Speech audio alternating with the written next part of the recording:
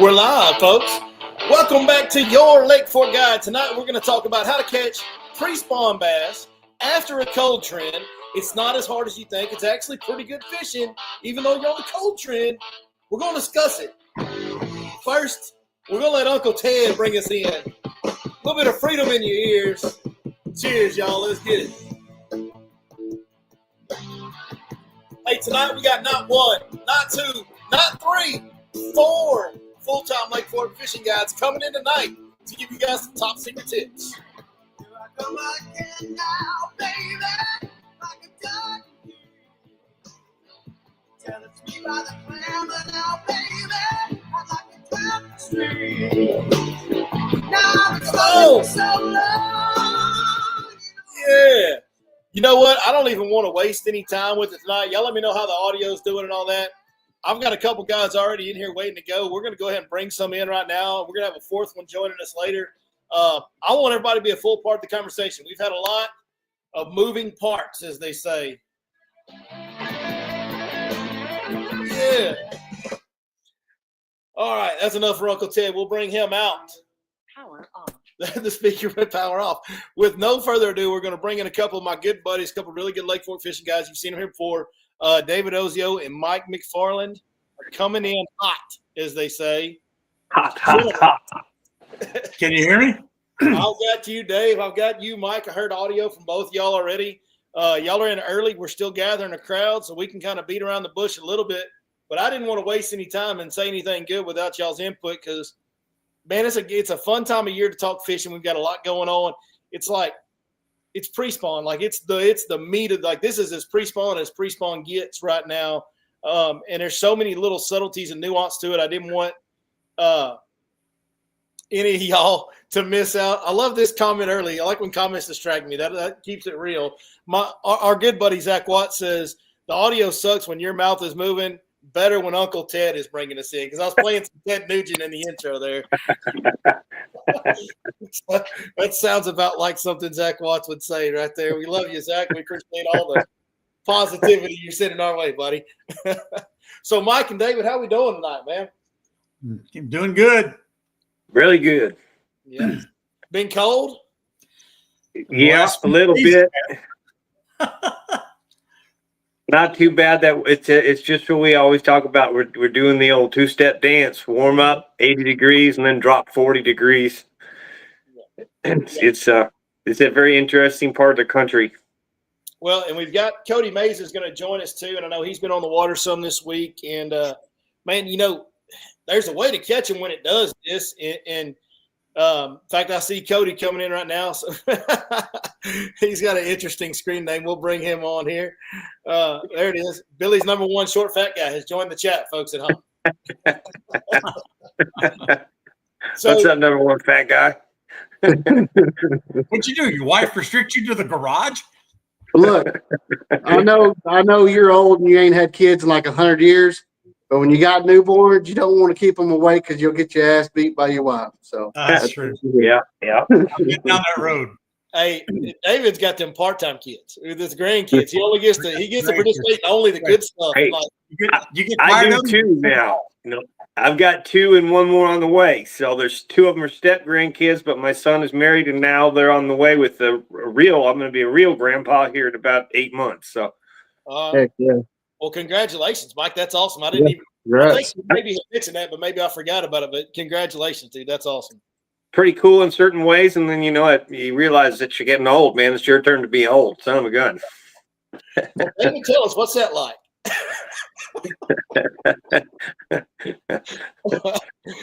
All right. So here's the deal, man. It's we had a just crazy warm trend last week. I think everybody knows what went on then. I will say this. I fished 4 different lakes over 7 days. I fished all of that warm trend I could get. Y'all know me. I love to get up in that dirt, get back in those creeks. I'll fish the dirty water with the best of them. I was a little bit disappointed. It almost was like it happened. It warmed up so much, so fast that the fish couldn't get kind of settled in and going. And it wasn't the traditional, well, you pull into this flat and you catch 15 of them. It was you pull into this flat and you catch maybe 2 or 3. And you just kind of you grind one over here and one over there and one over there, and you leave that area and you've caught 3 or 4, and it's like that's about as good as it got for me. It never was like a deal where you pulled in one stretch and it was every 20 feet you caught one or catch a bunch in a repetitive area. I didn't experience any of that on the warm trend. Did any of you guys have something better to report from the warm trend? Who's gonna go? Do I go? Go ahead, Dave. Go ahead. I was on the water 8 of the 9 days during the warm trend, and I was averaging, I don't know, in the area of anywhere from 20 to 30 a day. But was this on Fork? Fork? Absolutely, it was on Fork. Okay. And the thing that was really amazing about it, and I even called Cody, I was talking to Cody about this, was that the lack of slots. I didn't catch a ton of slots. Now, when I did catch one, it was a 4.5, 5 pounder, but we didn't have many each day. I was catching a lot of unders. Now, I stayed pretty much shallow. I checked some deeper locations, and I was catching on those locations were unders also. But it worked out kind of good because I had a guide trip last Sunday with a guy that's fishing the Bass Champs, and we caught 36 that day with only 3 slot fish. And so he was tickled just pink beyond imagination. Wow. We had a big sack for unders, and so he was thrilled. Mike, I know you kind of sometimes you do other little jobs here and there off the water with different things. Did you get to fish last week much, or what was your deal? Well, I was actually fighting my second round of COVID. Oh no. It was pretty rough, and I did a few things. I was still around. I didn't get to fish until the cold front hit after the warm trend. But what I did witness, which was really cool, just a couple things. Hey, guys. Hey, everybody. David, so good to see you guys, and really cool to be part of a group of networking togetherness. I really like that, and I'm grateful and thankful to be here. So it's, Lake Fork's healthy with numbers, and to see that you can go out and catch those kind of fish. And I wasn't on the water through that, the realm, but what I witnessed on my pond was everyday fish were right on the banks with the exception of the high pressure on Thursday. And then, of course, that front hit and took that heat wave out. Well, Monday I had a guide trip, and we did just fine. The fish were really shallow, 2 feet. I did find some patternistic characteristic grouped up fish that were moved in. They were males. They were all slot fish in the 3 to 5 pound range. And they came on little secondary nooks, halfway, 2/3 way back near your spawning flats. But we were just throwing square bills was the main thing. And just if you were in the clear water, use more like your traditional reds, red tomatoes. If you got in that dirty water, the black back chartreuse. And it was very patternistic. But the key thing was, Billy really taught me this in the time that I've learned about Texas, is a lot of those fish, once they moved in, they don't give a darn that it got cold afterwards. They might be lethargic and cold, but they're not moving back out. They're still there. We did have one fish that was pushing 7.5, 6 pound male. No big females, but it's pretty unique how these fish will go in. Didn't see the big wave though. Like Billy said, it wasn't, mass amounts of fish. And it was only in specific areas. Mike, I think you've been in the boat with me in the past on some of those days that I'm talking about, where it's like, man, you get into an area on that warm trend and it's different, dude. It's like the best fishing day of the year. Like it's absolutely big fish, it's small fish, it's numbers, and they're all in a wherever that water's the warmest in that given area. They're all kind of grouped up, and you just whack them. And I never really found that. And we're going to talk more about the cold trend here in a minute, because I do want to. That's the title of tonight's video. We want 4 professionals to break down how do you catch them after the cold trend. But before we get into that, one more. Let's move to Cody real quick. Cody, last week on the warm trend. Now, don't talk about what you're doing this week, because we talked about that a little bit earlier. But talk to me about what you saw last week on the warm trend. The last week on the warm trend, man, they really moved up shallow. They were in the dirt.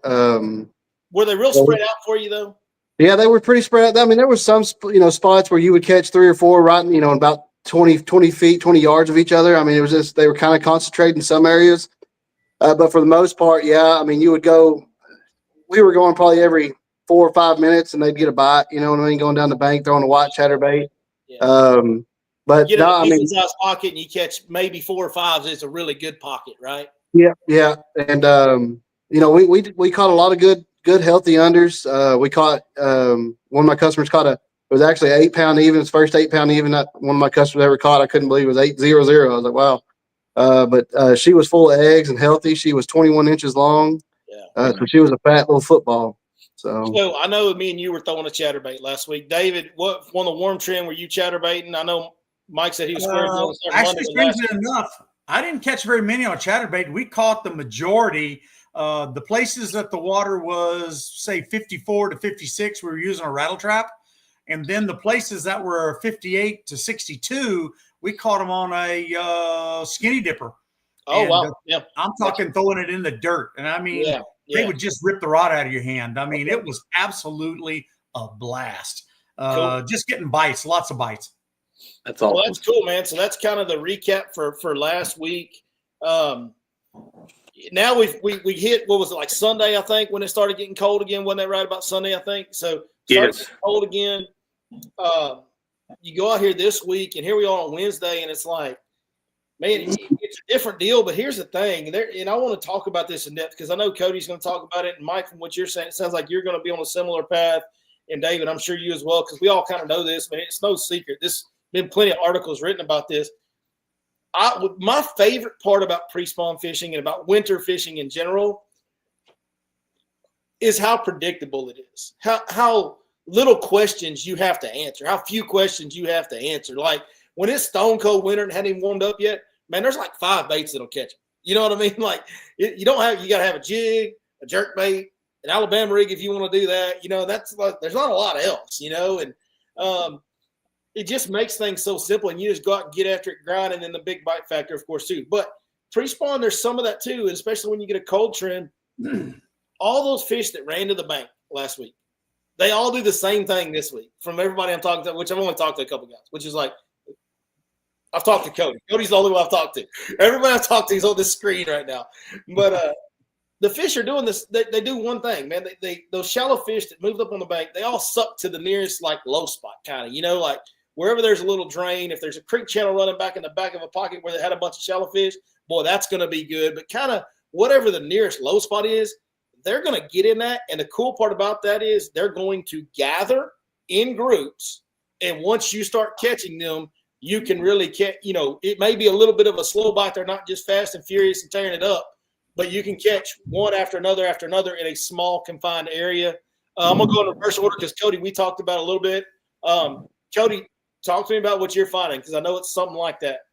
Yeah. So, I mean, it's pretty spot on. So, yes, you know, I had guy trip Monday, Tuesday, today, but, and that's what we did. So first thing, what I done was, you know, I kind of went shallow because the water temps were still pretty similar to what they were at the end of the warm trend. They were still around 52 to 54 degrees.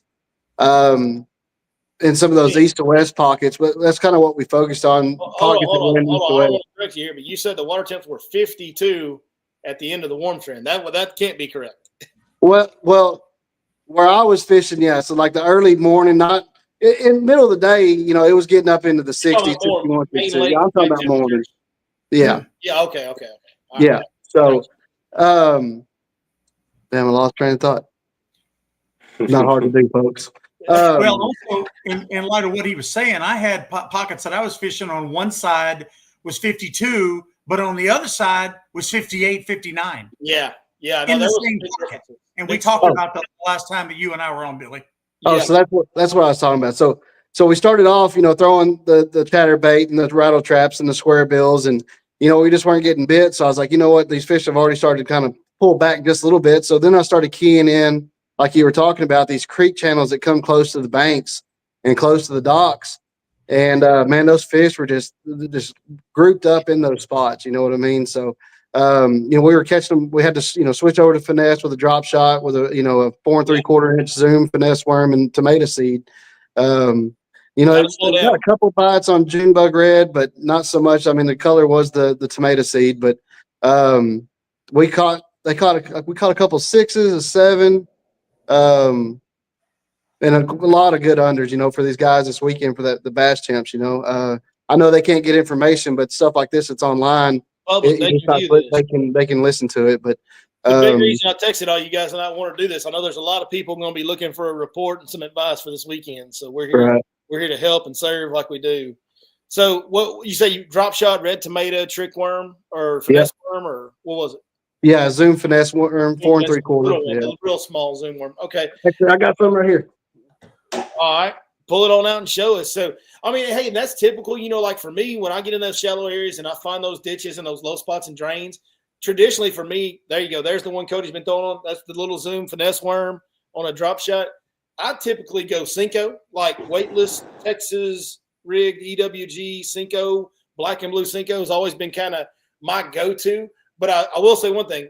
The key to me to catching them on a cold trend is finding that low spot they're located in and then slowing down and keeping a bait in their face. That seems to always be the big key. And you can kind of go one of two ways. You can go super finesse or super reactionary.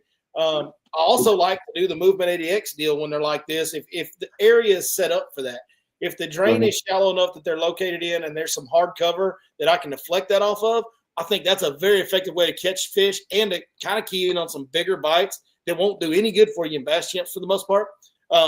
But the Cinco deal and the drop shot deal, that's always been a thing. If you can slow down and go finesse, you can usually catch them on after the cold trend deal. You had a warm trend, you get a cold trend, find a low spot, slow down, go finesse.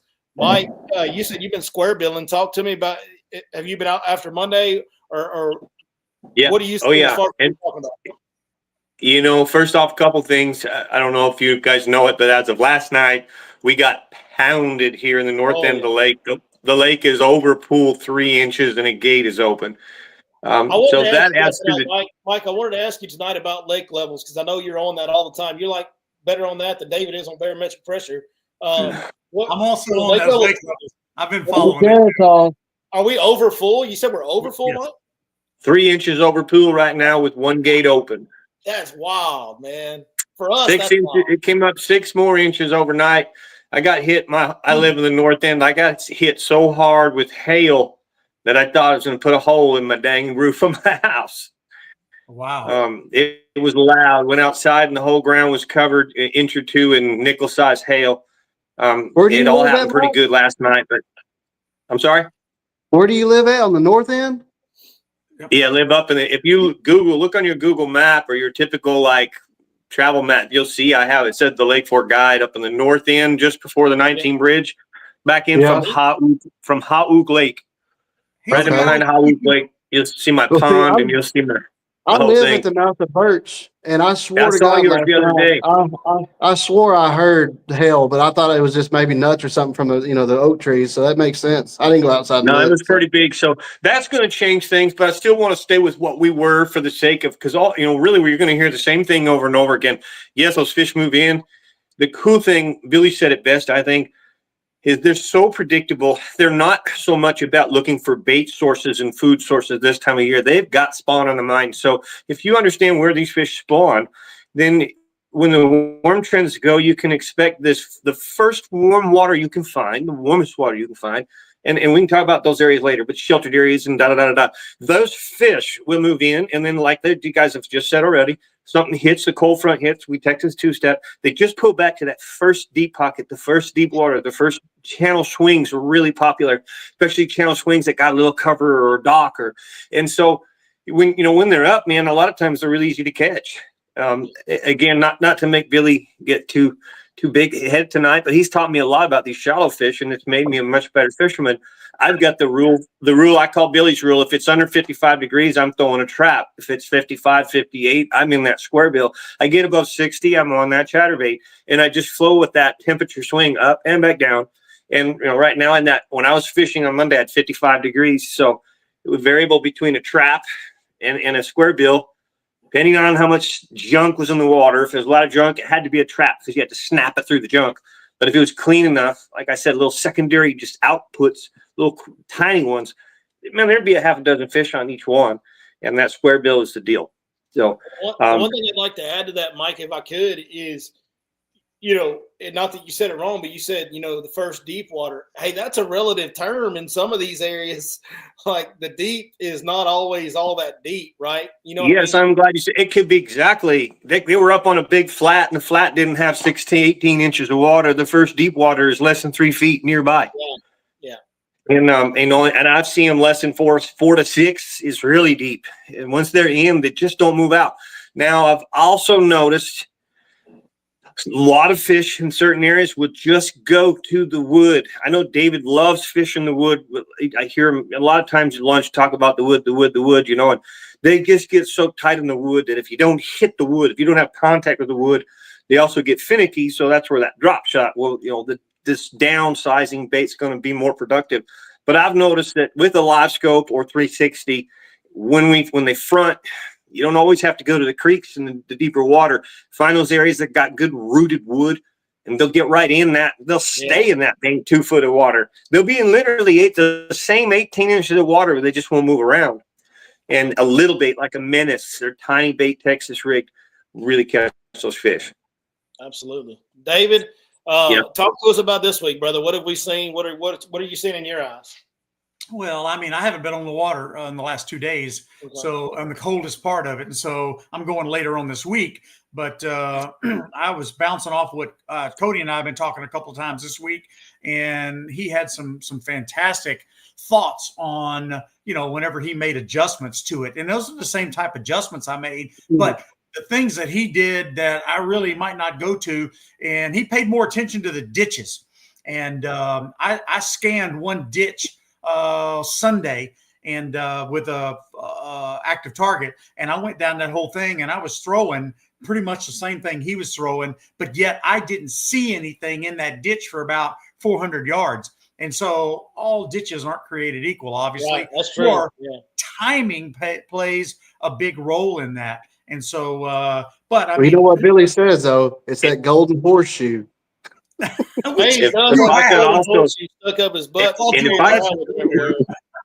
If I could also add something, I come from a lot of lakes that don't have cover, where I learned a lot of what they call bottom lock. When it gets so dang cold, the bottom lock, and we're not seeing that in the sonar. So be careful.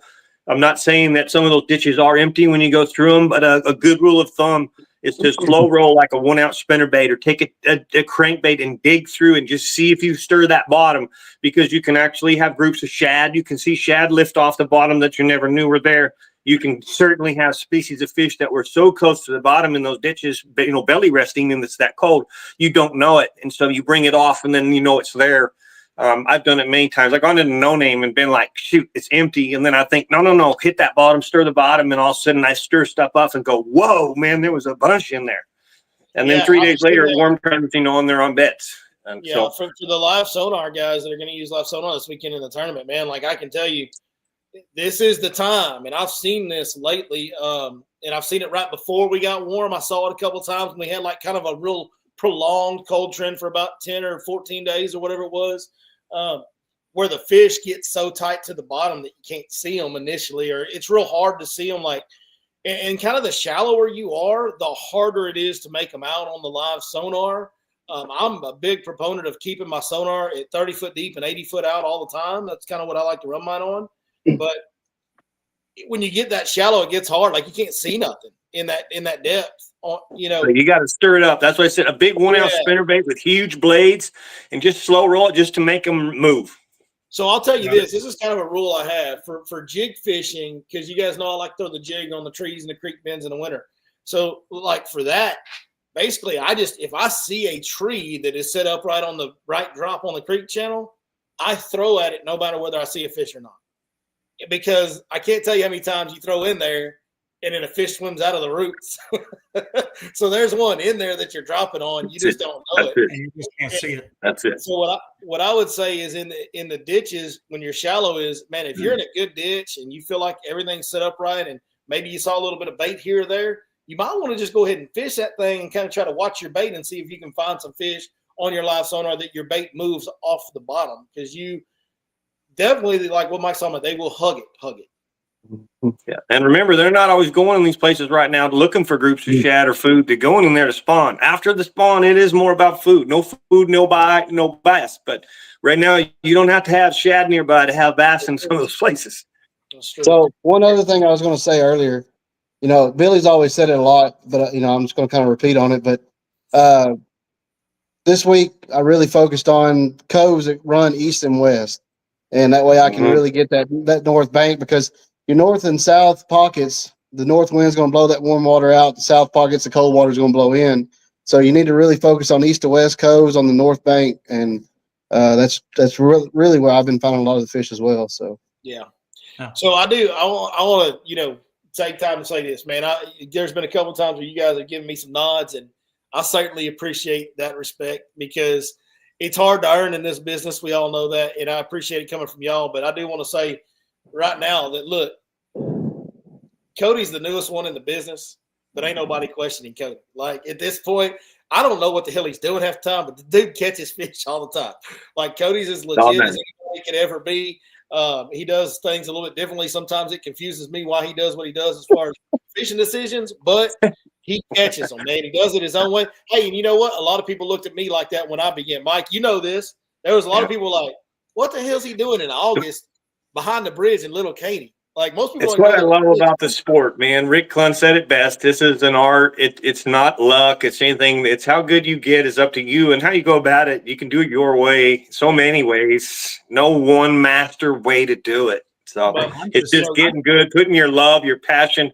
Like David Ozio, the same thing as I was thinking the same thing as you were saying about him. David does it his way, always has, and look at his success, man. The numbers, he's always on fish. It's a passion of doing it your way. It's an art.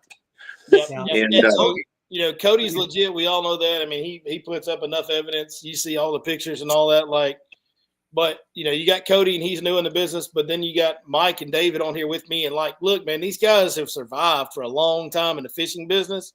And as a guy who's been in it for about 10 years now, I can tell you, it ain't easy, boys. Like, the people that are talking to you on this live stream tonight, not talking about me, talking about these other three dudes that I got with me.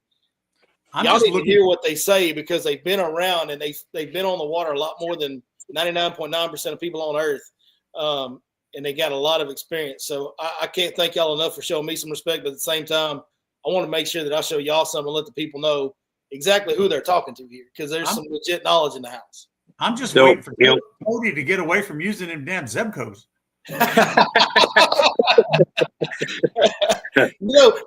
Cody, that is greatly to your advantage. I have a lot of people message me because I like to share information. So I'll share it out there and they go looking in the wrong direction. They picked the wrong place that doesn't warm trend, and it's putting those ABC pieces together and then replicating it. And you got to think it. You can't just go out there and throw your boat in the water and tie on a lure. And it's kudos to you to see that. It's unique what can happen this time of year too. These weather patterns and wind flows one day north hard, and then the next day south hard, and you get the lake churn, and man, they just don't remain the same for a week at a time. So you have to be this moving variable guy. You have to. You're gonna be lucky to have 2 days the same in a row. So all year, whether it's spawn or not. Got this in there because Zack Watts has chimed in once again in the chat, and he says it is a good thing he can catch fish because he can't call a duck. He sounds like a bird with bronchitis that stumped his toe in the middle of the night. Hey, you don't have to be able to call a duck if you can shoot the some bitches like I do. Okay, I am the backbone of the duck line on when it comes to shooting. Just ask that. I'll shoot one time and I'll drop 10 birds for everybody. Okay. It sounds like Zach struck a chord with you there. Like, no, I can't call. Got you a little bit. No, I can't call for shit. I'll tell you the truth. I don't care. It's interesting. It's interesting that Mike said about the water temperatures. And if anybody that's watching tonight can learn anything, it's how to adjust based off what those water temps are doing from day to day to day. And the philosophies that we all use are slightly different in a way. When the water's cooling down like this and it's 48, 49, 50 degrees, granted, I'll use a trap more than anything at this time, but I'll also mix a swim jig in with that also. I mean, I use a red one, a black and red one with a watermelon red trailer, a Menace trailer on it, and it is amazing how well that does in this cold water. Now, the interesting thing about this is that, okay, we've had this trend of this cold weather here for several days now. Well, we got Thursday and Friday to where if we get some sunshine at all, any kind of sunshine, and the shallow water is going to warm just a little bit quicker during that day in the sun,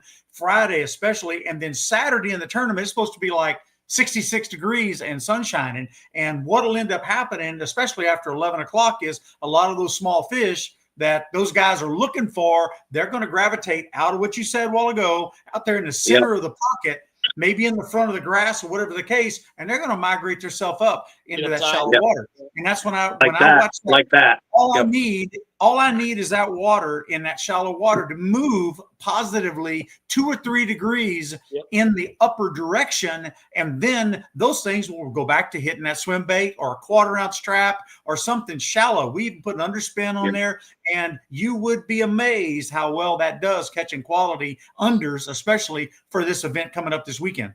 And then you got a cold front coming in Saturday night again. Yeah, Saturday night again. That's right. So when we're back on Guide Trips Monday, we'll be dealing with that. But Dave, I'll raise you. I'll see you and raise you a little bit on that, man. That can happen within the day, like during a day. It happens quick. Like when you get the sunshine day, it can start out where it's in the ditch, and then by noon you better go to the bank or you're going to be not catching nothing. You know what I mean? Right. Like that can be a during the day adjustment. It happens so fast on those sunny days this time of year, especially if you have any kind of warm temperatures to them. It can change once they've made that big move in, like they did the last 10 days or so. It can go back and forth real quick at that point. Real quick. Let me put this in real quick. Sunday, when I was guiding Sunday, those guys on Sunday, as we talked about on our last broadcast we did last week, those north-facing pockets were warmer. All right, substantially warmer. Well, the Saturday night, the wind changed out of the north.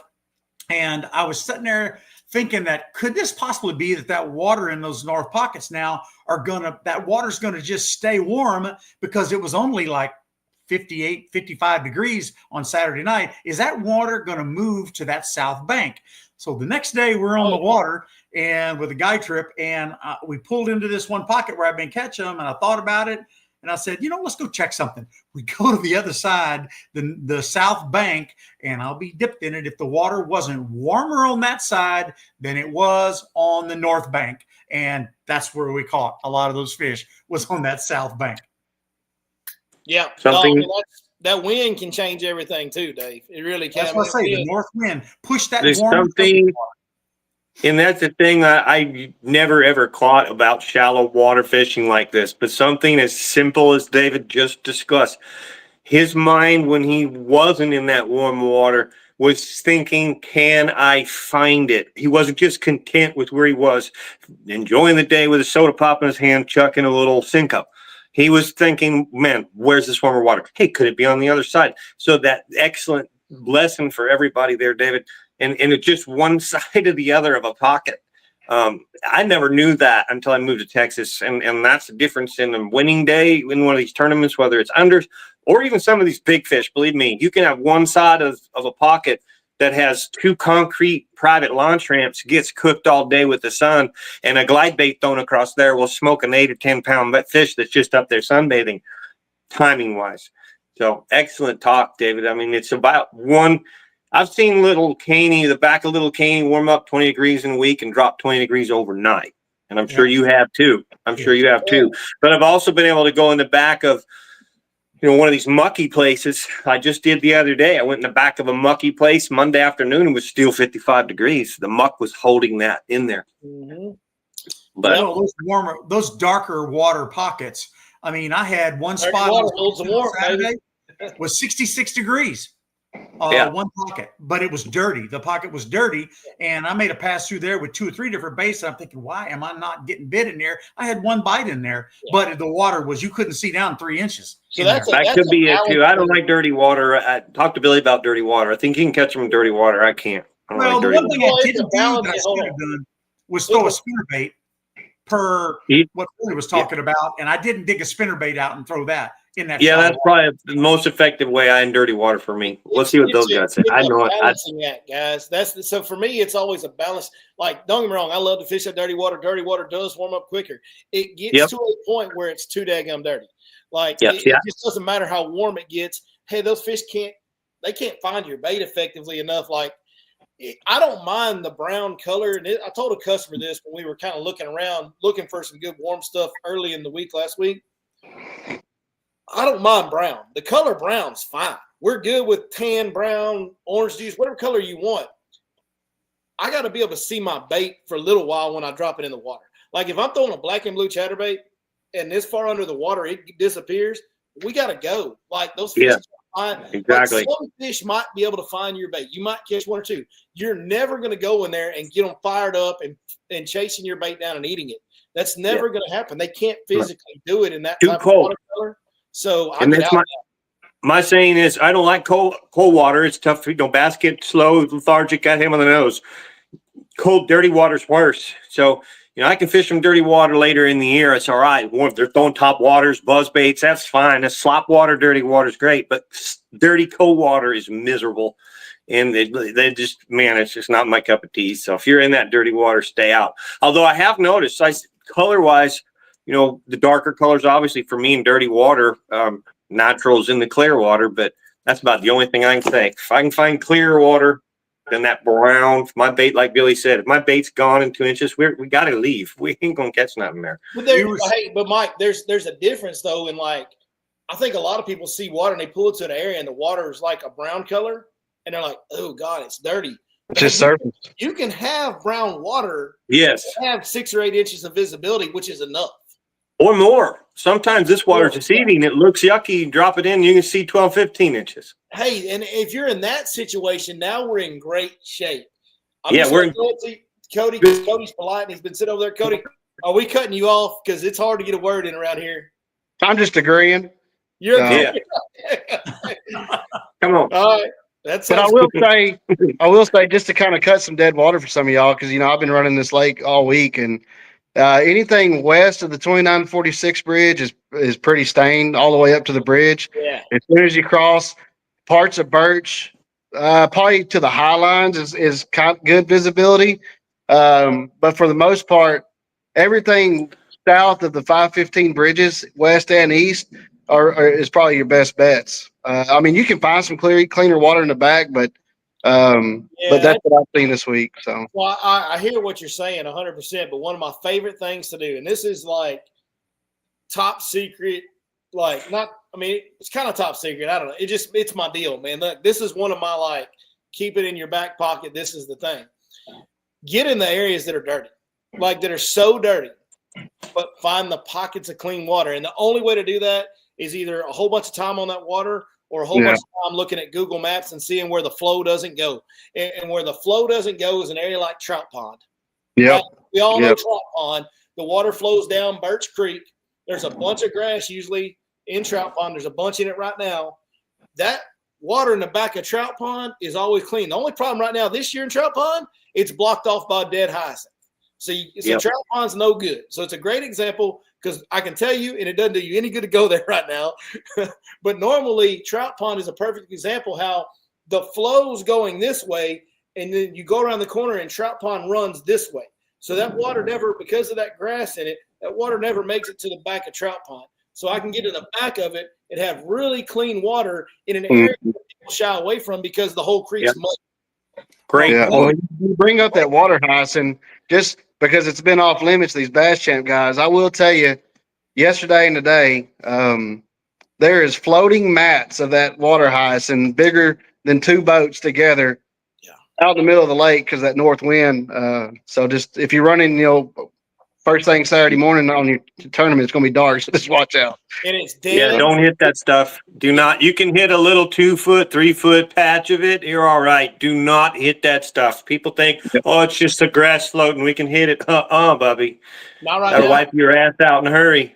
Especially not right now, because when hyacinth is live, you can kind of run through some of it, like Mike's talking about, because it's crisp. When it's live, it's crisp, and you can cut through it.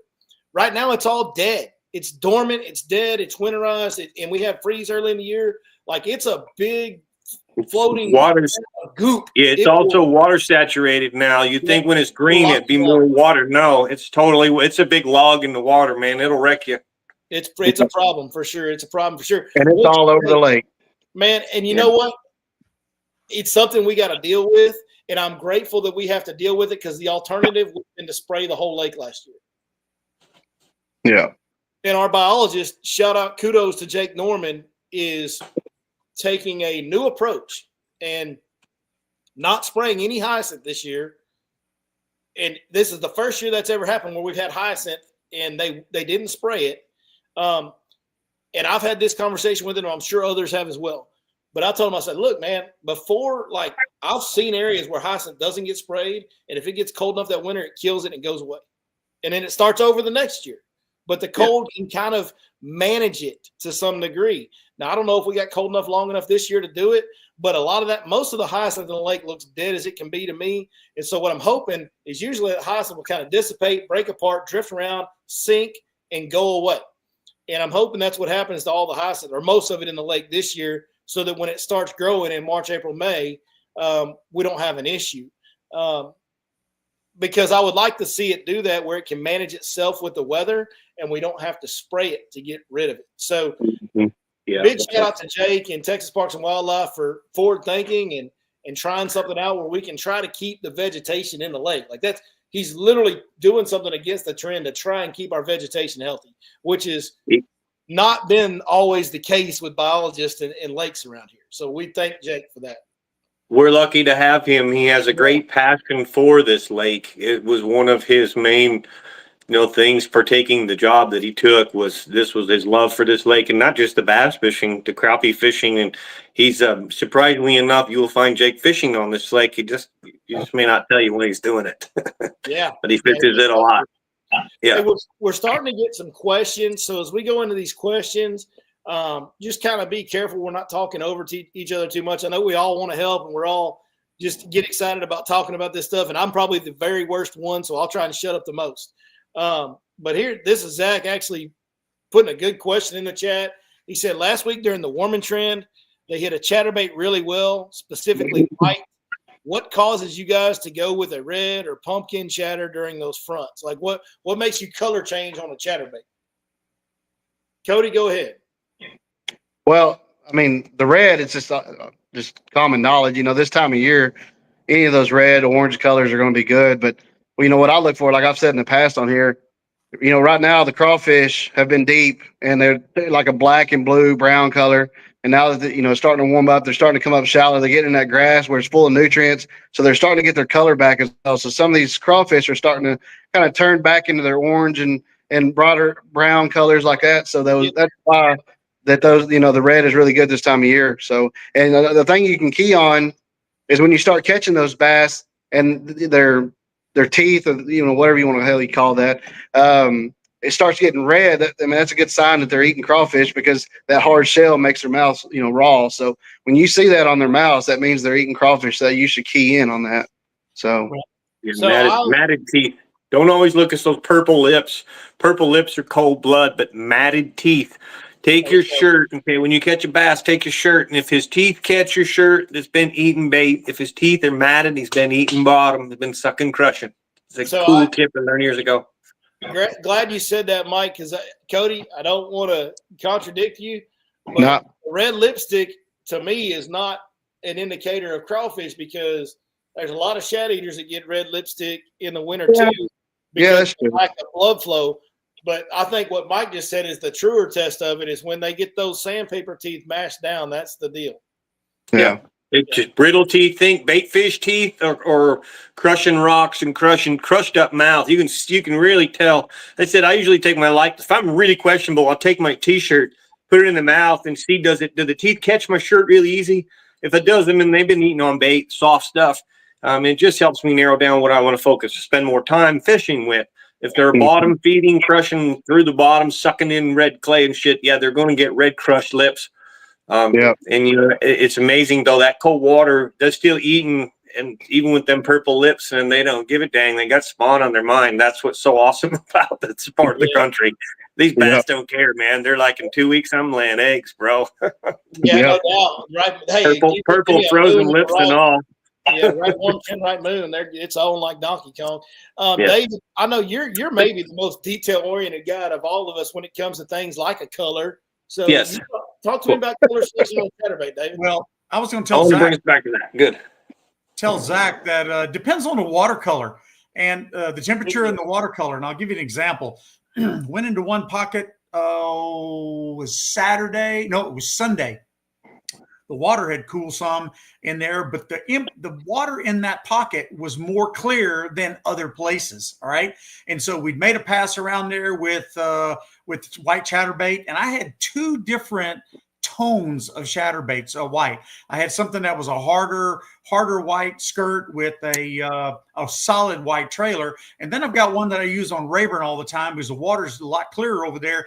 That's I think it's called a Sight Flash trailer from it's a Zaco, but the jackhammer has a translucent skirt, all right? And in the clear water, I use that. Well, I was using that translucent one. We went around that pocket, didn't get a bite. Well, the guy was throwing a swim bait in there. Well, I picked up one that I use at Welch all the time in that clear water, and it's a watermelon red skirt on a jackhammer with a Lake Fork Trophy Lures. It's a magic shad in watermelon red, and I picked it up and started throwing it. Caught 3 on that in that clear water where I didn't catch them on the white. And the water temps were like 52, 53 degrees. But that's on Welsh. Could that be a thing where because there's a lot of brim in Welsh, could that be a deal where they're on brim, not shad? Strangely enough, I use that when the water's cooler, colder. I don't seem like I do as well on it if the water's 57, 58, 59 degrees on that chatterbait. For some strange reason, I do not know why. So in my head, that seems like when you're supposed to throw it. That could be, the red shows up in the cold, and I think that could be a brim thing over there with the green, the watermelon red.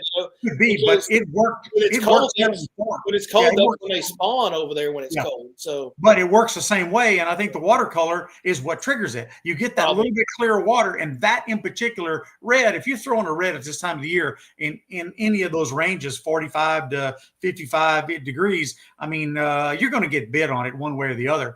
But that in particular tone of that in particular color with the chartreuse tail dyed on the red and on the magic shad, and I mean it produces. Now jackhammer's a good bait anyway as far as that goes, but I'll usually have 2 of them tied on the deck. Now the one thing that I usually put a green pumpkin rather than a black and blue on, and for the dirt, a little bit dirtier water, and so that's what I happen to throw. Yeah. And I actually brought some chatterbaits home this week, and I asked my wife if she had any black fingernail polish, and but she said no, but I do have some epoxy paint, and so I took and painted the blades on those chatterbaits black.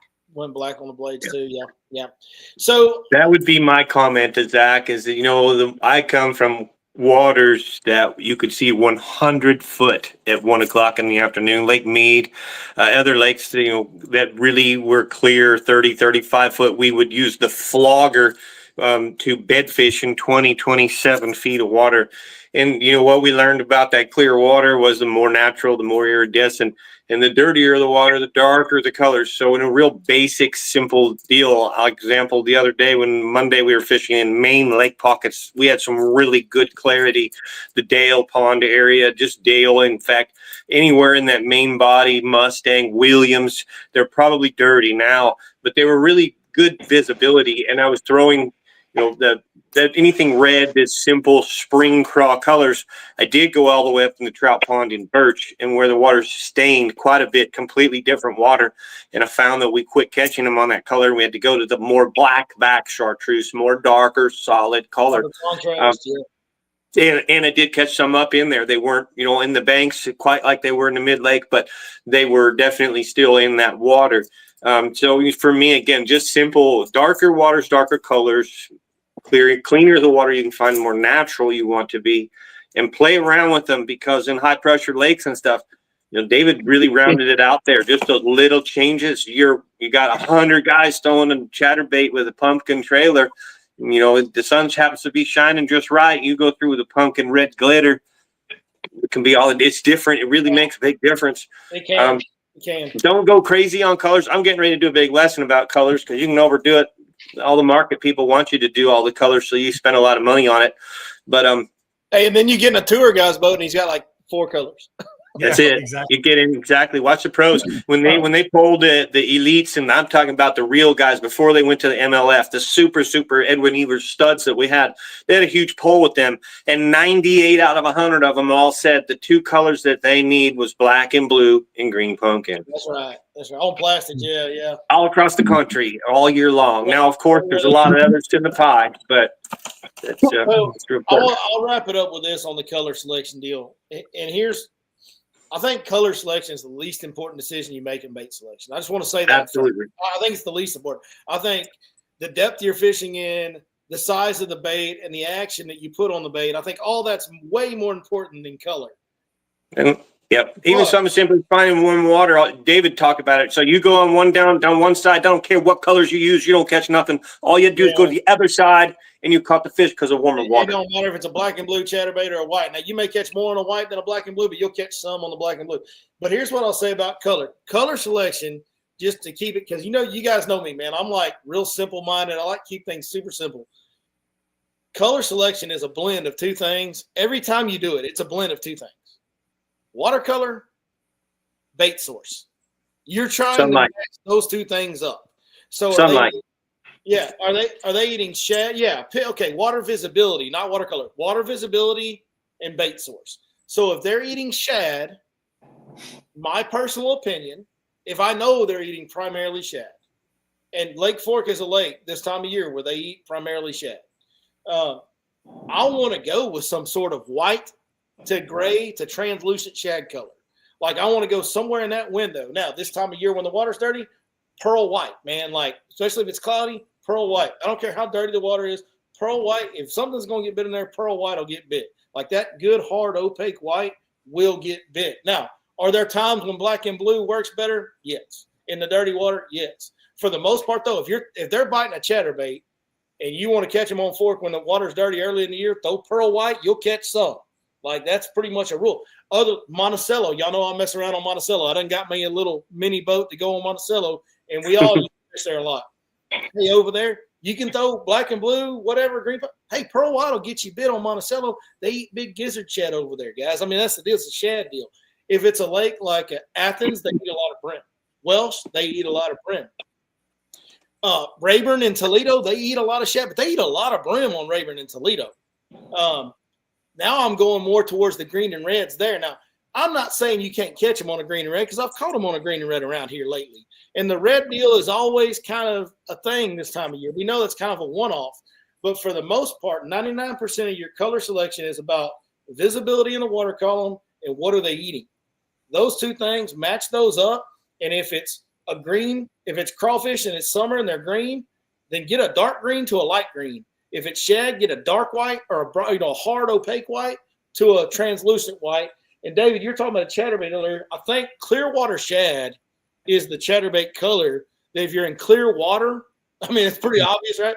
But when you're in that cleaner water, that clear water shad has that kind of silverish, grayish, translucent, sparkly skirt. And they have a Lake Fork Tackle has a live magic shad called Magic Shad. The color's called Magic Shad, I'm pretty sure. That is a perfect match for that.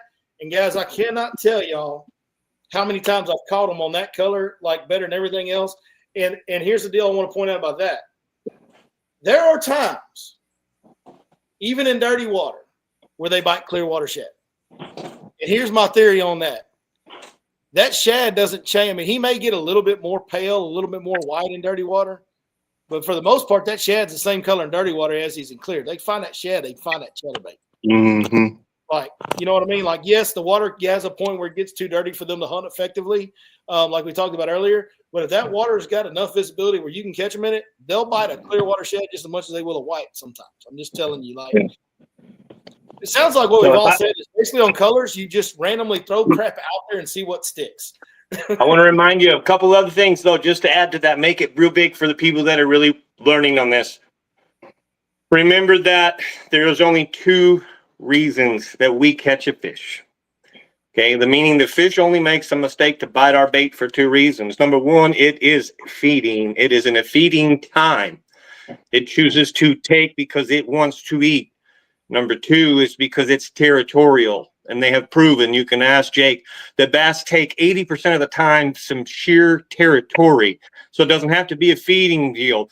Now they're getting ready to spawn. They're claiming areas. They're going into areas. The males are saying, hey, this is my. Oh, Mike, we lost you. We lost Mike. I was going to agree on because he had don't you have lipstick in your pocket, Cody? Cody, I just wanted you to see this comment from Calvin. Cody, you got your strays tonight. I saw it, man. Calvin, I thought we were, tighter than that, dude. I mean, I think I'm going to have to throw you out of my boat next time you're in it.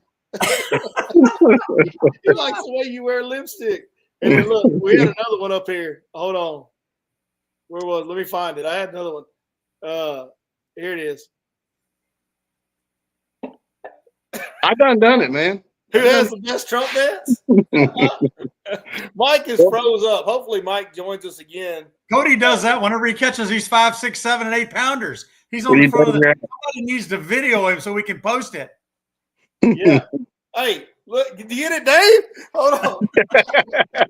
You can't see.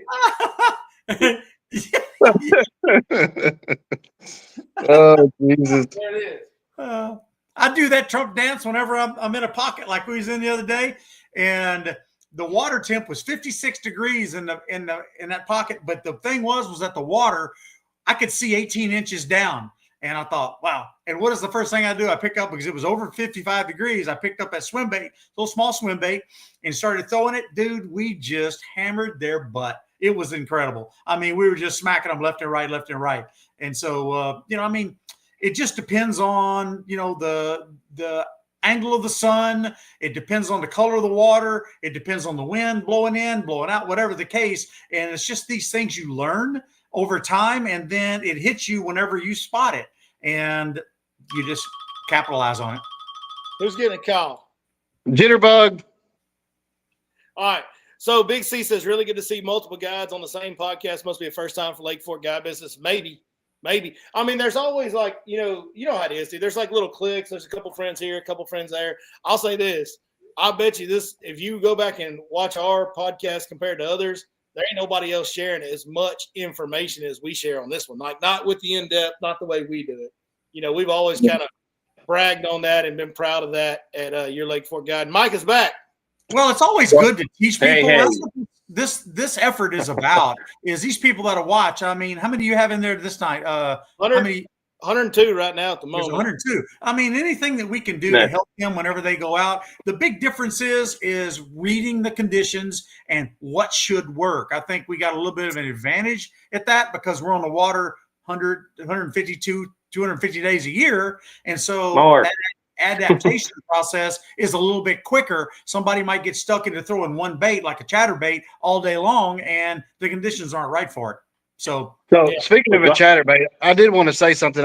I got it out a minute ago when you were talking about, movement, Billy. So I have been using a new trailer on my chatterbait for the last year. Let's go. And man, it has been great. So what it is it's kind of like a Time out. Top secret guide trick coming in right now, folks. Sound the alarms.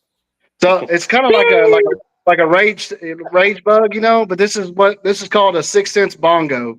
Okay. But how I'm rigging it. Really? Yep. But how I'm rigging it is sideways. So instead of it, going flat, I'm rigging it like this. So whenever that thing's swimming, it actually looks more like a fishtail, and it's more subtle and it's kicking.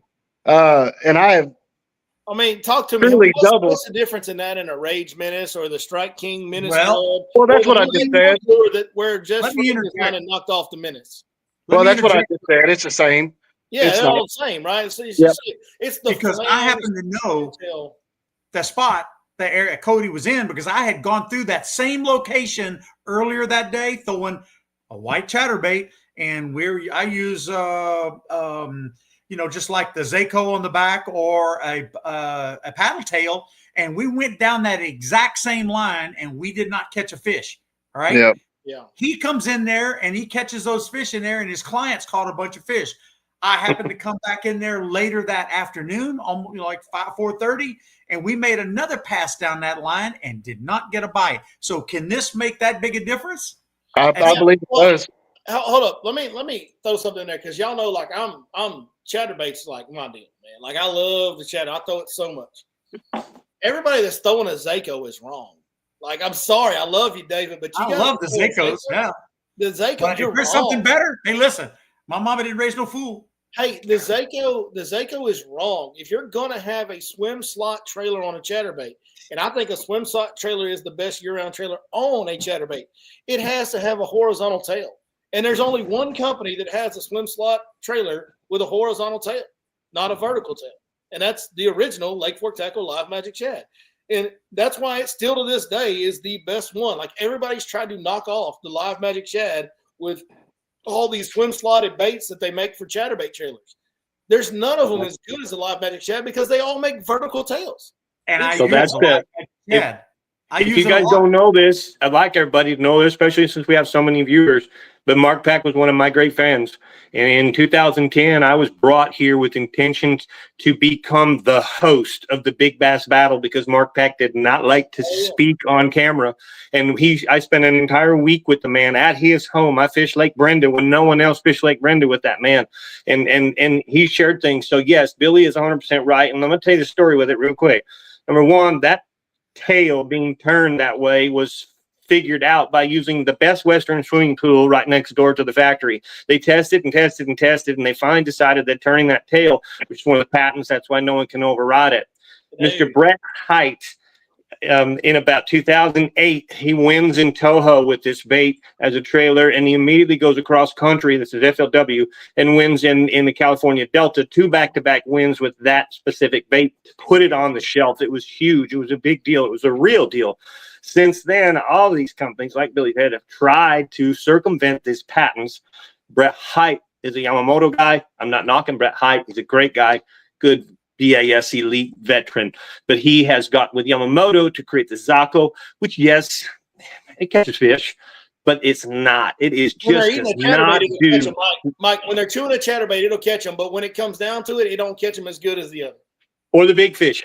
Mark Pack was a big fish guru, and that was one of the things. I agree. There's no better trailer than the Magic Shad, the Live Magic Shad trailer with the tail opposite, and it does do it makes a big difference. Look at it in a swimming pool and watch what happens. You'll be amazed. So what it does is because of the horizontal tail and the swim slots, it makes the tail go more side to side behind it, and on a chatterbait or on a jackhammer, whatever vibrating jig, it will make the bait go.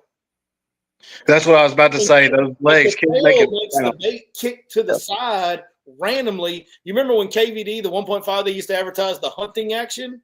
Yes. There's no bait on earth that has a hunting action like a chatterbait with a Live Magic Shad on. No, and there won't be because they can't pass that patent. I don't remember how long the patent is, but they still can't do it. It's the vertical tail, so it's pretty cool.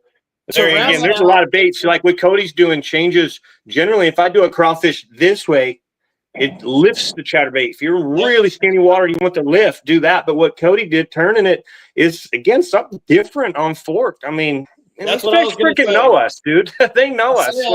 Say this. I'm not trying to take away from what Cody's doing because you can take one of those crawl flange trailers like that, and what Cody's doing is showing the fish a different look. And I'm not saying there's not value to that on fork and that Cody's not catching them better than the rest of us. Knowing Cody with his golden horseshoe, he probably is just by taking some dumb trailer and turning it sideways. That's a Cody based thing. Get this. Last year, I'm trying to teach a guy last fall how to walk the dog. Okay, I was catching big fish real shallow. I mean, like inches of water walking the dog. And he gets so frustrated. He's just like, forget it. Screw it. Why can't I just reel it? And, of course, when you reel it, it just goes, straight, doesn't ever walk.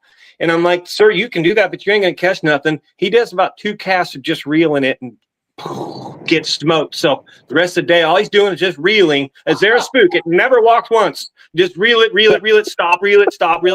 And it caught fish, So I have a similar story to that. On Welsh, throwing the chatterbait, I had a young kid in the boat, and y'all know how the grass gets matted at Welsh.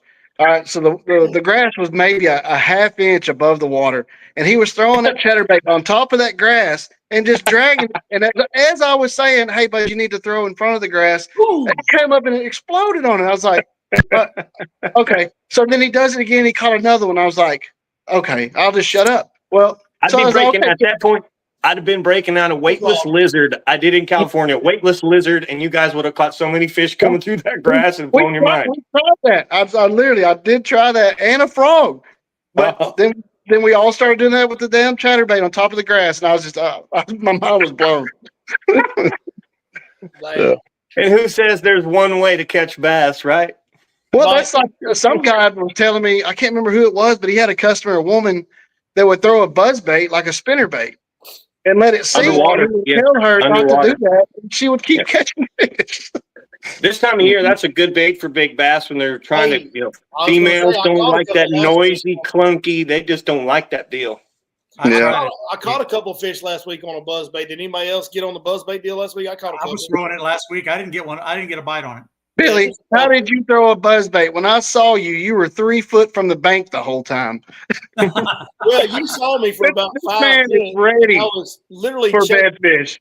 I was literally checking to make sure they weren't on bed yet because the water was like 64 degrees or whatever it was. This dude is ready. I'm telling y'all, he has been up there looking. I'm always there was ready. A few on Athens. You know what's funny is you say that, but I'm always ready early in the year. I am too. I want to be the first one to find the bed fish because they're so much easier to catch before everybody gets on them. But what's funny is like I'll also be a lot of times the first guy in 25 foot of water in May or in late April. You know, it can be earlier. Billy, I learned them fish get out even earlier. Yeah. Remember this. You got that first spawning wave in March, right? So that first week, by the end of March, by the first week of April, man, there's more coming in to spawn, but there is some already offshore. It's crazy. Crazy. I just figured that out 2 years ago with Brooke. I was like, I'm so sick of everybody shallow. I'm like, I'm gonna look offshore in the middle of April, and I'll be damned if they weren't there. No, I've that's another one of those keep it under your hat deals I've had for years where I kind of like I'll have days in late April and I just kind of judge it based on the spawning activity, how many fish we're able to see on beds and all that. But I've had days in late April and early May where like we'll bed fish, but we'll also go offshore on the same day. And I'm always kind of like one of the first ones out there. Sometimes I jump too early and it hurts me a little bit, but like I like to be early on. I feel like on Fork, if you can be early to something, you can have like some really good windows before everybody gets on it. You know what I mean? I don't think they go offshore as much when the lake is full pool. Like last year, we stayed so full pool, they did not go offshore. Not in numbers. They don't. Here's the deal that I've noticed, Mike, and y'all tell me like, man, I don't know if it's. I think it has a lot to do with navionics chips and electronics, but they do not get in the same size schools that they used to. No. Not even close. And I think that's because we break them up, because we go fish for them because of and this is before live sonar, by the way. I'm not like live sonar's only been, popular in the normal, like everybody's boat for the last couple of years. Like even before that, the schools diminished in size based on down scan, side scan, and navionics maps. I just don't think I think they've been more scattered. The way that the weather patterns, lake levels, and everything have set up the last 3 seasons, in essence, they've been scattered, and then they're able to stay scattered. That's why I mentioned I love to have a hard winter. It brings them all back, and then they've got to re-spread out, re-scatter. So you think deer hunting, go to your spawning areas, they're going to come to you. But the same thing is that if you get them congregated up, but when they're scattered for a long period of time, God, it's really difficult. I will say this. I say that I think it's because we break the schools up, but a few years ago when they lowered the lake to work on the dam and it was 6 foot low the whole summer, there were some big schools offshore. Unreal amount of fish. Whenever the lake filled back up, those fish really, it took them a long time to get back out deep. With all that new vegetation, dude, they still not. They didn't go. They didn't all go. Wasn't near as many went out there. They're still not. They're still not. Yeah. Look, you know me and my offshore shit. That's what I am. I came here and probably almost drowned in offshore stuff before I could figure out how to catch fish here, because it's not as much offshore as other places in the world. But the offshore that we have is still not back from that. I had some killer places that held hundreds and hundreds of fish, and they're just not there. They're not even coming to those areas yet. I didn't tell anybody at the time, but like when we had that year when it was low and it was so good that summer offshore when they were working on dam, I had a spot that I started on every morning. Every morning I'd start there. And I promise you, we had 25 pounds in the bag every single morning the entire summer. Yeah. Before we left the first spot, dude, it was like one of those spots where they would come in the morning to feed and they would like keep kind of pulling in. You'd catch a few and you'd go into a lull and then a few more would come in. You know what I mean? Like it was just one of them spots where you could sit there for the first hour or two of the morning, first couple hours usually, and you'd have 25 pounds by the time you left there, like pretty much every single day for the whole summer. Every time. Yep. Every time. And I credit that to Nightlights because, I said I had 150 bass over 8 pounds that year in the boat with just clients alone. And they were just, I'd love to see this lake go down 6 feet again, just to prove my theory that they're feeding on Nightlights. They're scattered. There's now 200 and something sets of Nightlights versus I got here 12, 14 years ago. There was 40 sets of Nightlights. So you're changing the elements and how the fish work and what they do. And they're not excuses. You just go around it. You work around it. And that's what we're fishing for. Fish that are catchable during the day. But we've changed a lot of things in pork. No doubt it has, for sure. Here's a good question. What is the best, closest lake to Fork to fish if you're from out of town? So if you're from out of town, you want to fish a lake that's close to Fork, what's the best one? David, we don't say the G word on this channel. Other than that, Yep. I got burned on that last week, by the way. Yeah. Oh, no. Hey, bro, I went out there, and I promise you burned me, too. Like, there's more boats than I ever saw out there. Like, I don't know that was the case because it was a warm trend and all that, but, like, I've been around. I've been around that lake for a lot of years now.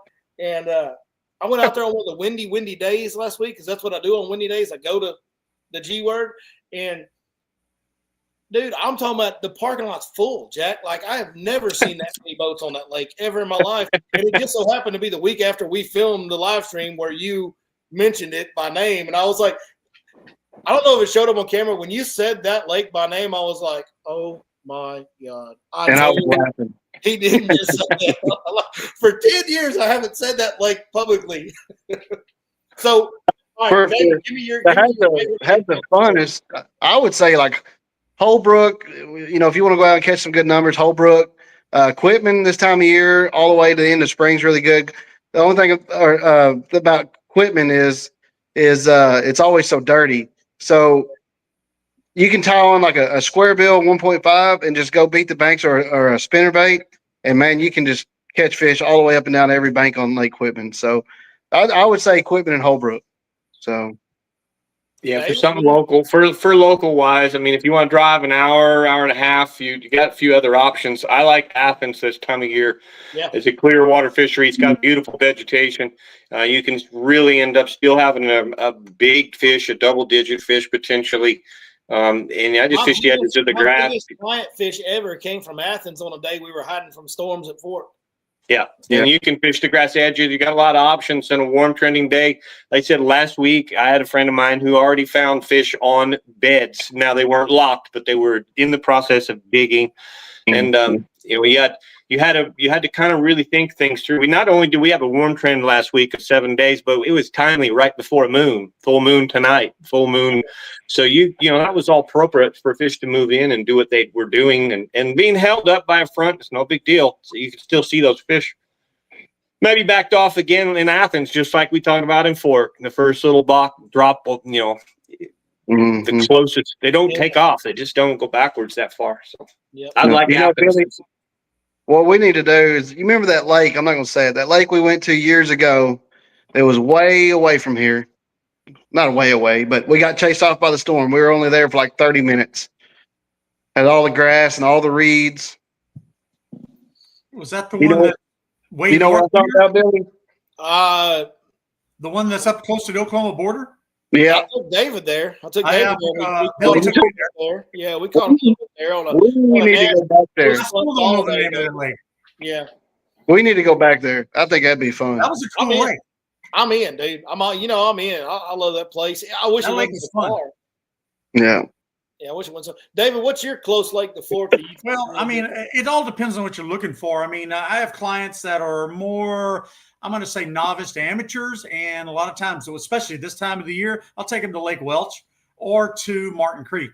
And that way, if they're throwing spinner rods or whatever, if we're throwing a swim bait or a chatterbait or a swim jig or something, they can get bit all day long on those ponds. And so you won't catch big fish there. I mean, no 6, 7s, 8s, 9s, things like that. But there's a lot of 2 to 5 pounders there. And it's just a great place to go. Traditionally, and I haven't been on it enough to confirm that this is still the case, traditionally, like within the last 10 years, Martin Creek does have the outlier giant, like 8, 9, 10 plus. Like Martin Creek, Welsh, an 8-pounder is a unicorn on Welsh. Yes, it is. But on Martin Creek does have the occasional really big one that shows up out of Martin Creek. Well, hey, speaking of Martin Creek, man, one guys in the chat here, John Dindy, I'm pretty sure he just won the tournament there this weekend. John Boy, did you win the tournament? He said he just commented, he caught a 7 and 2 6s last Saturday at Martin Creek. John, what I want to know is, did you go where I told you to go? Because I told him about an area where I was like, hey, dude, this time of year, like in the wintertime, this is where it always gets won at. I'm just curious if that's where he caught him at. Because if so, I need my 10%, dog. You know what I'm saying? Martin Creek is famous for hole pirates. And there was one in particular time I was fishing with a hole pirate. And his name is BL. I won't go any further than that. And we went underneath that bridge, and we were back there. And I was throwing a swim jig, and I'm throwing that swim jig over the pads and stuff. And this fish blows up on that swim jig, and I don't get him hooked. Well, this hole pirate that happened to be in the boat with me picks up a frog and throws a frog into the same exact spot and catches a 6-pounder. Look, it happened to me too, Joe. He did it to me too. Hold on, time out. I'm about to mute all y'all. Hold on, I'm about to mute all y'all. Listen, if you get in my boat and you're fishing on the front deck with me, and a fish blows up on your bait and you miss it, I'm gonna do everything I can to catch it. Every time. And that's why I started bringing my own rod and reels in his boat, though. I promise you that. Cody, would you like to elaborate on this? Well, we're at Lake Athens.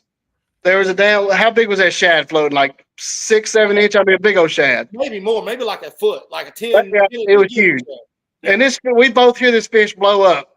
And he had just cast it out, and I just reeled in, and I reached down to grab that damn frog rod on his deck, and I went to cast it, and that sun gun only went about 20 feet. I mean, this sucker brakes were so tight, he had to have somebody in there that didn't know what they were throwing or how they were throwing it. And then he gets in real quick and throws it out there and then catches that damn fish. And it was like 9 something. I was like, good God, man. Yeah, one blew up on a shad. Cody missed it, and I laid it in there, twisted it twice, and it blew up. Yeah, that's always fun. That's the fun stuff. I bring my own rod and reels from now on, and I also always bring the DC reels. That way, it annoys him by hearing that sound all day long. Oh God! Hey, he did the same thing to me on his backyard lake over near his house. Oh, yeah. Pile at a certain location. I missed one. He throws in right on top of where I was, catches another 6-pounder. Bro, we're fishing a rock pile that's like 10 foot wide. Where else am I supposed to throw? We're literally fishing a 10-foot wide rock. Mike, if we're fishing a brush pile together, can I throw in there with you? Of course. Yeah. Of course. I mean, come on. The lake by my house is the only rule I have that you don't cast to the same fish at once is when we're bed fishing, because that never works. Never 2 guys throw to the same bed fish. But if I get a brush pile, or if I'm going along with if I'm target fishing with my clients and I'm telling them stumps, I don't care who throws to what. If you overthrow the other guy, if the other guy sucks and can't hit the target and the guy in the back does, hey, man, more power to you. So. Yeah. The bed fishing, you got to take turns. I will say, the best part about that is all this is on camera. Like, all this is on the same channel y'all watching this on. This is all on videos on here. And you're talking about bed fishing. So Zack Watts, our number one. I got a funny story about him when you get done too. So Zack Watts is fishing for a bed fish on Fairfield. I'm reading this. And he misses. Or he breaks off. I think he broke off. He broke off, so he's down there or ripped his bait off. He gets down the bottom of the boat, retied, and I take one flip at it, shake, boom, catch it, land the fish. Hey, Zack hits me right in the no-no square, dude. That deserves, you know what? Yeah. And then like a few months later, the next time we fish together, we're on Ray Hubbard, and I'll wait. I've got the camera rolling, and I'll wait till he hooks up on one, and I'll go to the front deck and throw him in the water. Yeah. Yeah. So Zach, one day, me and him went out bed fishing, and I'd caught, I don't know, probably 7 or 8 bed fish, and we get up to one, and he's throwing in at it, and cannot get this fish. And I'm sitting there with my rod and reel, and you can just tell I'm antsy. I'm like bouncing, like I'm about to just flip in there, and I'm gonna catch this fish on the first one. And Zach looks over at me and he says, "You flip your bait in there, I'm gonna knock the shit out of you." I got one for you, just since we're sharing stories. The same kind of story you're hearing here. My best friend, God forget, he's in heaven now, but we were fishing in a big bass tournament on Lake Pleasant, and you're allowed to use water dogs. So I hit a water dog as a backup tie up, and he's trying to catch his bedfish with a jig.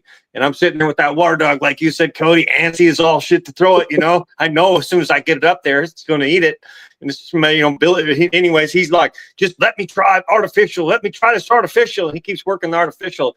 Well, I get bored with that water dog, and I decide that I'm just going to flip it, 15 feet off to the side just so it's in the water. And son of a gun, if that water dog don't hit and swim right to that bass, I mean, it was just like committed suicide. And my friend turned around and looked at me as that bass ate that water dog, like he said, like that he was going to kill me. He's like, "You set the hook on that son of a bitch, and I'm going to kill you." I said, "It ate it. We're going to win the money." And I said, "Should I set the hook? Should I set the hook?" He's like, "Set the hook, and I'm going to punch you in the mouth." And I didn't set the hook, but the water dog went right to it. Yeah. No. That water dog was hating life, man. He was hating life, but he was my happy poaching with water that. dog. I mean, he's poaching water dogs. So I've got to let tell me y'all think of a good story, a little entertaining story for you. Yeah. So the coolest bed fishing story I can ever say. Well, I've got 2, but one of them was during the eclipse last year. Okay, we're sitting there, and that eclipse comes through, and you still kind of see him. We're on this big old female, and he's pitching in there. He's pitching in there. The customer is, and about that time, man, it went completely dark. And he said, "What do you want to do?" I said, "Hell, you kind of got it." I said, "Just flip up there." And I wasn't thinking he was going to hit the spot or nothing like that, but just kind of try to keep the bait in there. And I don't know if y'all remember, but how dark it got. I mean, it was pitch black. And I'm telling you, as soon as he flips it in there, that's when she hit it. And I didn't have a headlamp. I didn't have shit. I didn't know I was freaking out trying to get the net. I couldn't see the damn fish. It was a fiasco. We get that fish in, and it was a little over 9 pounds. But to catch that fish as soon as that full eclipse hit, man, that was pretty cool. That was awesome. I think animals went crazy. I was in my backyard, and every animal that I've got went nuts. I mean, bouncing backwards, just doing some weird shit when that thing happened. So I was on the water, and I was out in the middle of a pocket. Y'all know where I was. I was in Double Branch, right? Like out in the middle, kind of where it used to be a grass flat, and there's kind of that old fence line out there in the middle, and out there fishing. And when it got dark, what you just said, Mike, brother, I'm gonna talk about, like, it looked like the entire pocket had schooling fish in it. Every bait fish, every bass, every catfish, they were all hitting the top, dude. Like everything, just the water boiled for about 2 minutes while that went on, or a minute and a half, whatever it was. It seemed like a couple minutes. It may only been 10 seconds. I don't know. But Crazy. while it was actually in full eclipse, everything went berserk in that whole area. Frogs, crickets, everything. Like I've never seen ever in my life. Weird.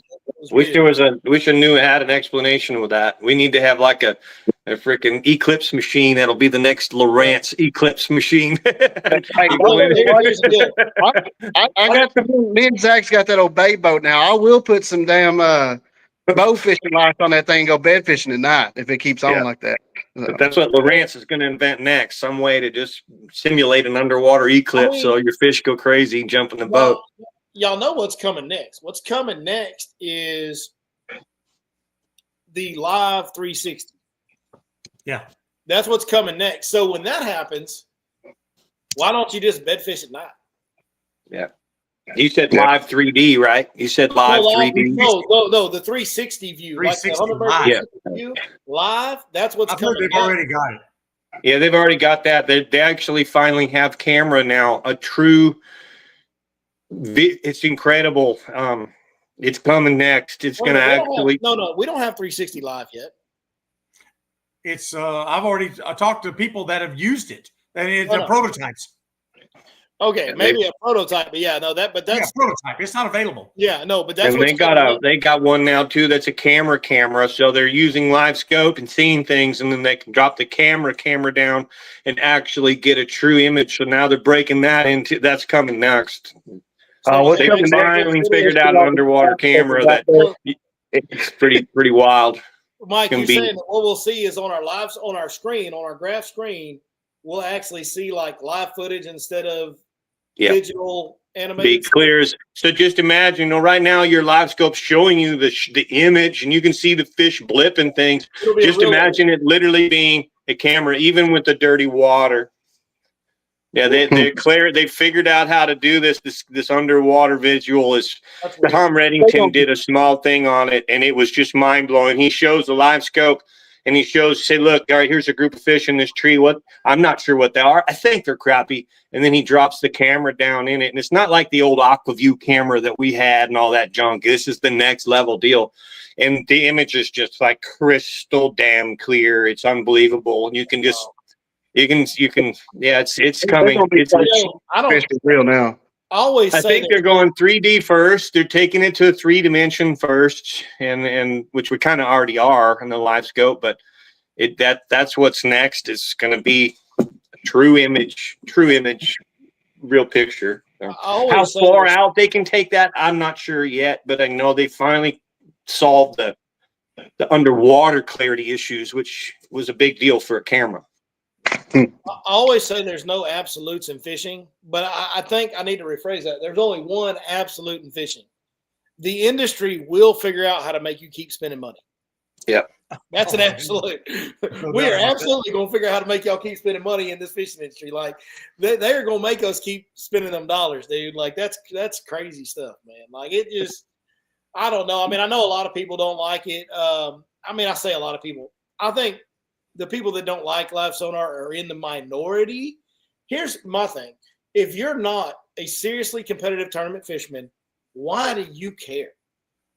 Yeah. Like, they're out there. Most of those guys are out there in an area you're not ever going to fish.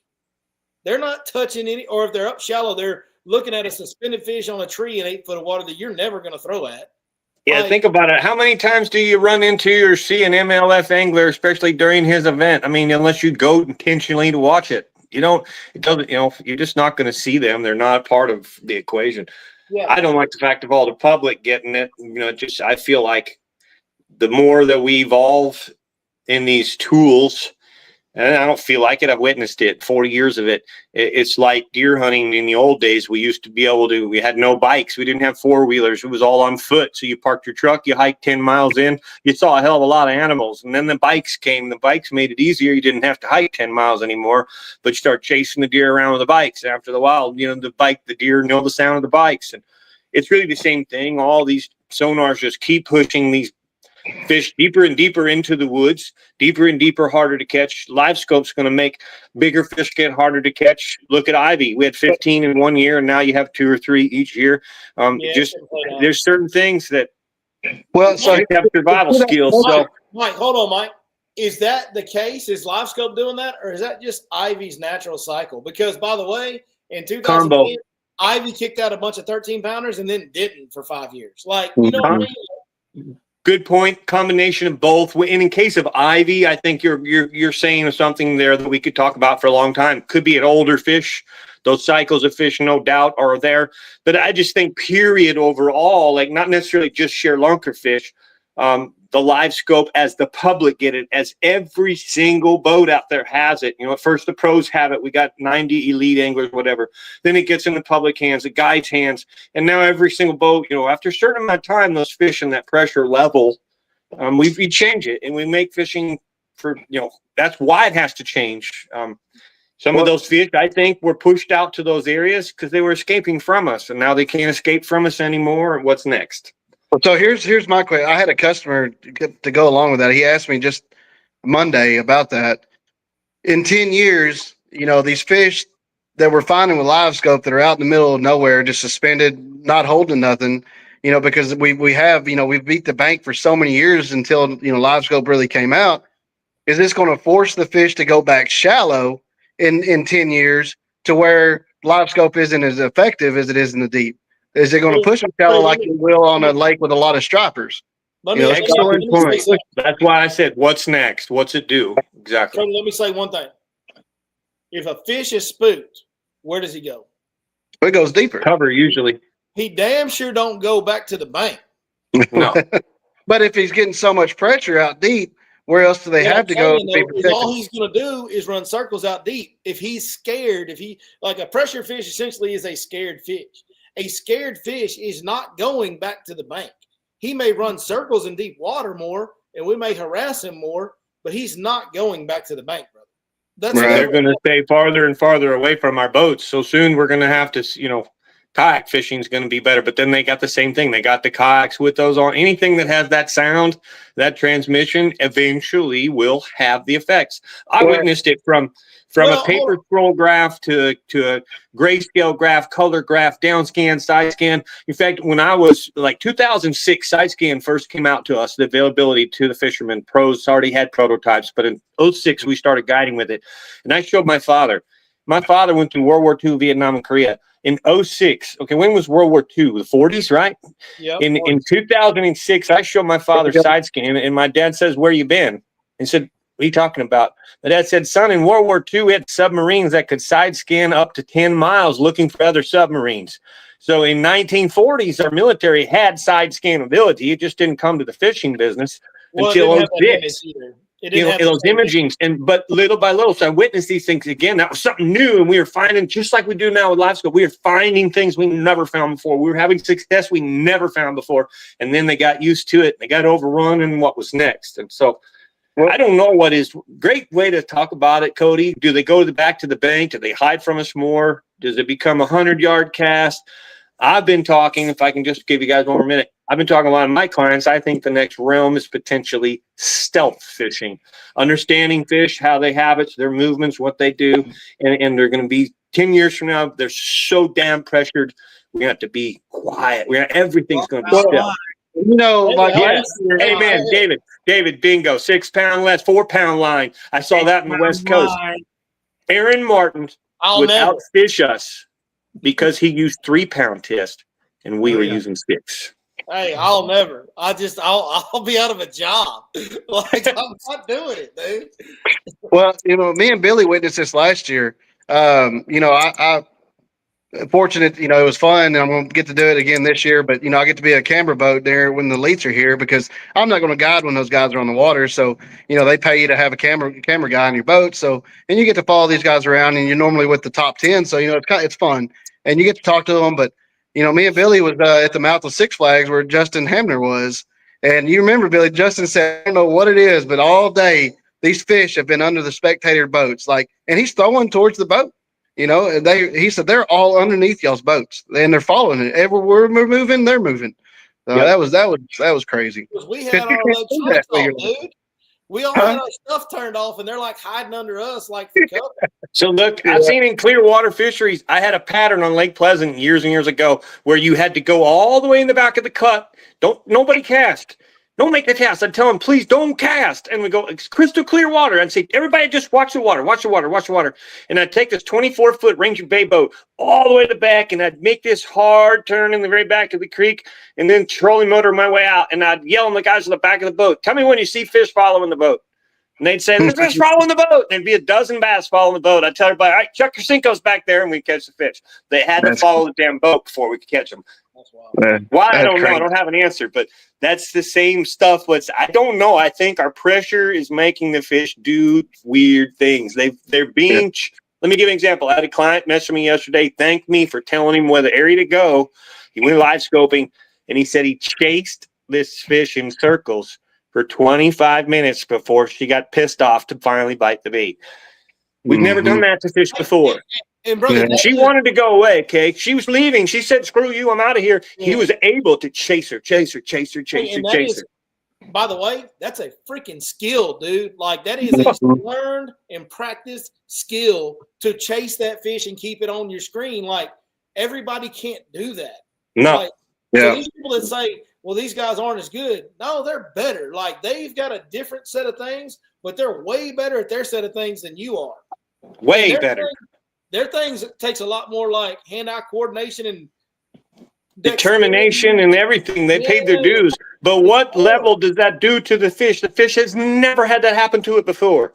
Here comes McFarland. It goes, oh, shit. Or here's Mark Pack. Oh, shit. We got an impact jig coming at me. I'm going to go over here to this tree. Screw you guys. Now this, man, we're the people that really put their head down. When the public can do that, I don't know what's next. I mean, I don't think it's a big deal. I don't buy into it's a big deal for the detriment of the fishery. And I don't. No.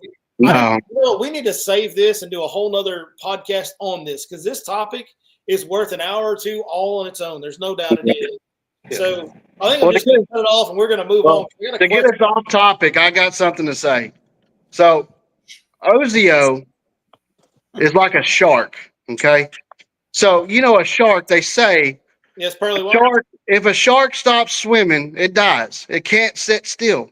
Well, we have proved that wrong tonight, because Ozio has not said one word in about 30 minutes and he's still breathing. Yes, he has not. Edgewise. A lot of humility there. Yeah. It's hard to get in on this group, ain't it? Big Money Day. Very, very, very difficult with this group. And believe me, we should let him. I'm around him a lot. I know you are too. And we should, at least over the years I've witnessed, he's worth listening to. He catches fish, man. Yeah, he is. He is. I do want to answer this because we mentioned Ivie and some of the stuff that's going on out there. And so we had a question here. Is OHIV worth the trip, or is it overrated? And I want to go first on this because I know I have been there after the big fish chaos started out there. And here's what I'll say to you. If you are a person that is very good at live scope and you do that on a regular basis, then there's no doubt that there's no place better to catch a big fish from January or December even maybe, but when it gets cold until they start spawning. So say January 1 to March 15, there's no place better on earth for you to go catch a big fish than OHIV if you're skilled with your live scope. If you're not skilled with your live scope, it is just another lake. Like, it's a good lake, but it's not worth the trip out there when you can go to half a dozen lakes or more in the DFW and East Texas area, if that's where you live. Like, you can go to Lake of the Pines and catch the same fish at Lake of the Pines that you catch at OHIV if you're not a scoper. 100% agree. Yeah. 100% agree. Yeah. And by the way, if you're a scoper, you better be good, because it's got more trophy hunting scopers on it than anywhere else. Yeah. And you also better be prepared for them to talk shit and throw your ass under the bus as a poacher. All you got to do is even get anywhere near the water that they're at, and buddy, you're a target. Trust me. Yeah, I want to ask a certain person there if he bought that lake or not. Because it seems like he owns the damn thing. I get tired of seeing it. It's all. Yeah, I don't want to take us into a drama deal, but it's pretty pathetic, and I don't know how sponsors can put up with tolerance. You're an ambassador or somebody, and I can tell you one that make you cringe. When I even had a girl in the boat and pulled the stuff they pull there, it's not. That's I'll leave it at that. I don't go there because of that. I don't need to pull my gun out and shoot somebody. We don't have any room to talk about a lake having drama when we're talking about Fork, because Fork's definitely got a share of it. Good point. Fork has been quiet for a year. It's been decent around here. But when somebody comes at you at 70 miles an hour all the way up until they're about 20 yards, shuts down so that their wake shocks your boat, jumps up on his trolling motor and circles you 360, then tells you you're a fucking boat poacher and takes off. You might think twice about what you want to do there. Mike, I was just playing with you when I did that. Come on. It was all for fun. It was all for fun, Mike. I didn't know it was you, man. Shoot. I would have just played back. We've had our share of issues at Fork, and I'm sure we'll have our share of issues in the future. Here's what I'll say. Why don't us four right now start the revolution of love it? Hey, do what you want. I'll go fish somewhere else. You want to hold jump me? I'll go catch them somewhere else. Or I'll stay here, stand my ground, and I'll catch them right beside you. You can come join in the hole with me. But here's what I'm not going to do. I'm not going to react in an angry and negative way. And that's exactly what I've been doing. I'm not going to react in an angry and negative way. I'm going to smile at you, and I'm going to realize that I'm wearing flip-flops and getting paid. So you know what? Here's another point to that. You know, I very rarely do I ever see another guide when I fish. Like, I mean, it is very rare that I run into another guide, Oh, and you that's talking what about you hold jump me all the time. you don't hold jump me, bro. You hold jump me, dog. I usually don't pull up in an area. If I see a guy on a spot I want to go to, he's there, I'll keep on going. No, you won't. You will right up on me. Hey, Well, you're different. I know who the hell you are. That's different. right, If it's another one of these guys there, then I'll just keep on going. right. The Well, drama It depends. For me, it depends on and it I'm depends catching on them. the I'm like, size hey, of the structure, come the on. size of the area. You know, it depends on the size of structure, size of an area.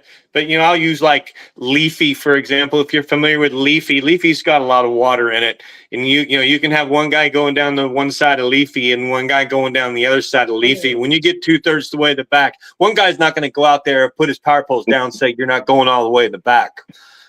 It's just not going to happen. I'm not, you know, I've even like, let's use Six Flags. I've been in Six Flags before at the mouth or just at the mouth. And someone tells me you're not coming in here no more. I'm fishing this. No. Well, you know, hell, I even did it with you, Mike, before I really knew you a whole lot. You came over there that one spot I was fishing over by the SRA, and you turned around to leave, and I called you on your cell phone. I don't know if you remember that. And I said, hey, man, I said, come on over here. Or, you know, and I told you where that other pile was that they had just put, you know, and I gave you the coordinates. You know, that's where we should be when we got clients. Now, if we got tournaments or we're fishing against each other, all right. And then we, you know, you're my enemy for that particular tournament. But we got clients, we should be spilling that for the client's sake. Mark Pack said it best to me one day when I was asking him, look, I'm only been here a year. I'm grabbing stuff. I'm learning stuff. You know, I don't want to get in your way. You taught me stuff and I'm learning some of my own things, but how do I keep out of your way? And he said, son, if you're ever on one of something I want to fish, number one, I'll either come in and ask you to share it, or I'll just go to one of my other 400 spots. If you're a guide on fork, you know, you did have plenty of other stuff to go to. It is what it is. And, hey, and dude, you know, you know, we the last guides tournament that existed. Remember we had the guides tournament? I know you remember that. The last one that existed, me and you had been fishing together a lot before it, and we had been in the boat together. So obviously we found a lot of the same water. Like we're working together, like we're in the same boat together. And I jumped out to an early lead, and you just stayed off that whole side of the lake, dude. Like, you know what I mean? Like it doesn't have to be one of these deals. Like you could have easily seen in the first hour, you could have seen that I had 25 pounds in the first hour, and you could have showed up there. Well, and I also knew that if I'd have started there, you would have split that. We would have caught half of that, and you would have caught half of that, and you'd have had 16, and we'd have had 14, and it would have done nobody no good. And instead, we got to shine. So we got to shine. Doesn't matter who. Yeah. And that's what I've always seen it. You know, one thing I remember about Mark in the last year season, there was if you guys know who not coach, was it Coach? Yeah, it was Coach. We were all out on the horseshoe. Mark Pack was spot locked with his feet up on his console, taking a dang nap. And we were catching all three boats were nose to nose. We were so close to each other that every now and then Mark would look up and say, boat flip that one over on McFarland's boat, let him take the hook out for us. and I mean, all three of us literally could have walked boats and we're sharing a spot, all 6 clients catching fish. And, you know, you can't always do that. It doesn't work like that. But that just makes me think of, you know, the ones when we don't get along, you're even in an area. You're in just one little area. Spring Creek, Billy. Remember Spring Creek? And I'm not going to say names, but, you know, you dang near got tried someone to kick you out of Spring Creek. And you know, it's just, there's a lot to Spring Creek, man. And so I like the idea what Billy said. All of us should look after each other. There's nobody out there on the lake doing that much. No. And I don't mean babysit each other, but just be there for each other. Makes a difference. Networking makes a difference. Here's what we got to understand. And this is we're just having a conversation that in all honesty, all 4 of us should be having off camera, but we're just having it on camera. Yeah. For the whole world. Here's the deal. What we got to understand is that we are in business, and you guys know I have a sales and marketing background. We are in business, and we are selling trips to Lake Fork. So what are we selling? We're selling the brand of Lake Fork. So what Mike just said, like when I caught him that day, Mike won too. Here's what nobody understands. When we work together on the Fish Life app, and you have a package and you have a package, we all 4 have our own package on Fish Life app. And there's a Lake Fork package that I run as well. That's a lower price package. It doesn't matter whose package it is. It doesn't matter which 4 of us catch a fish. When we catch fish on Lake Fork, we generate interest in the brand of Lake Fork. We all sell the brand. It's the one brand. Like, we all work for Coca-Cola. Only our Coca-Cola is Lake Fork, and we ain't got nobody telling us what to do at the corporate office. So we're lucky in that way, and we ought to be thankful for that. But at the end of the day, we're selling the brand of Lake Fork. And so whether David catches it or I catch it or somebody that hates us catches it, it's good for Lake Fork. So That's don't right. that guy for fishing good water when he comes in on you. Let him fish it, let him post about it, and it's going to bring more attention to your brand anyway, dude. You know? Exactly right. Cody, does that mean you and I are going to have to get rid of our tranquilizer dart guns? So that when Billy comes close. That's right. That's right. I know what's going on with Dave. I've just figured out what's going on with Dave when he just talked. Dave, if we might have gone past David's bedtime, y'all. Yeah.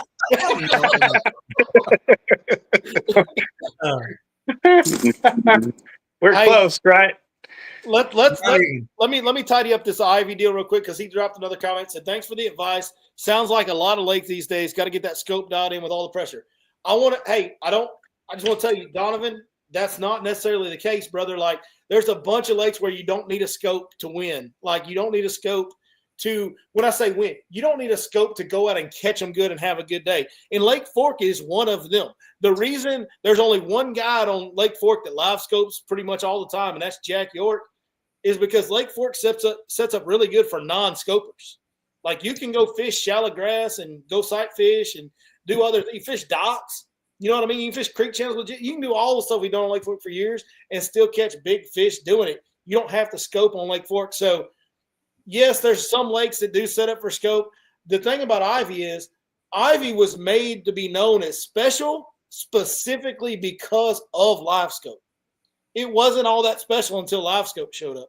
Now, Yeah, they couldn't even find those fish. Didn't even know where those fish were on Ivie until live scope. That's what I mean. So, like, yes, a lot of the open water, central, like West Texas, Central Texas, a lot of the like Lake of the Ozarks, like, you're going to be way better off on live scope on those type lakes. West Coast lakes, I'm sure probably are similar, Mike, wouldn't you say? Yeah, a lot of that open water fish. That open water fish, man, that's what it's all about. That's different. It's just. But you get anywhere in the south, southeast where you got grass and you got timber everywhere, man, you can still play on those lakes and have a great time without scope. So I just want to throw that in there. And right to what Billy's saying is, was a year ago, told you, a weak shallow fisherman. Last year, I decided, look, this is it. I've got to push. I've got to climb that mountain. And I learned, even through now this winter, fall, you can catch fish in shallow water on Fork all year long. Is there a big source? No. Certainly there's more at certain times of the year. But in the coldest of the cold, there's still shallow fish. In the hottest of the hot, there's still super shallow fish. It's a pond, man. It's a pond. So I want to say something, my granddad always told me, and I may be wrong, he may be wrong, but I've always lived by it. Cody, wasn't your granddad a guide on Fork? He was, yeah. That's what So he always said there's 3 types of, my timer was going. There's 3 types of fish on in the water. You got fish that live shallow their whole lives, fish that live deep their whole life, and fish that do the whole migration and moving around. So, in my eyes on this spawn, the very first wave, like what we're seeing up there right now, are the fish that live shallow in those creek arms and those pockets all year round.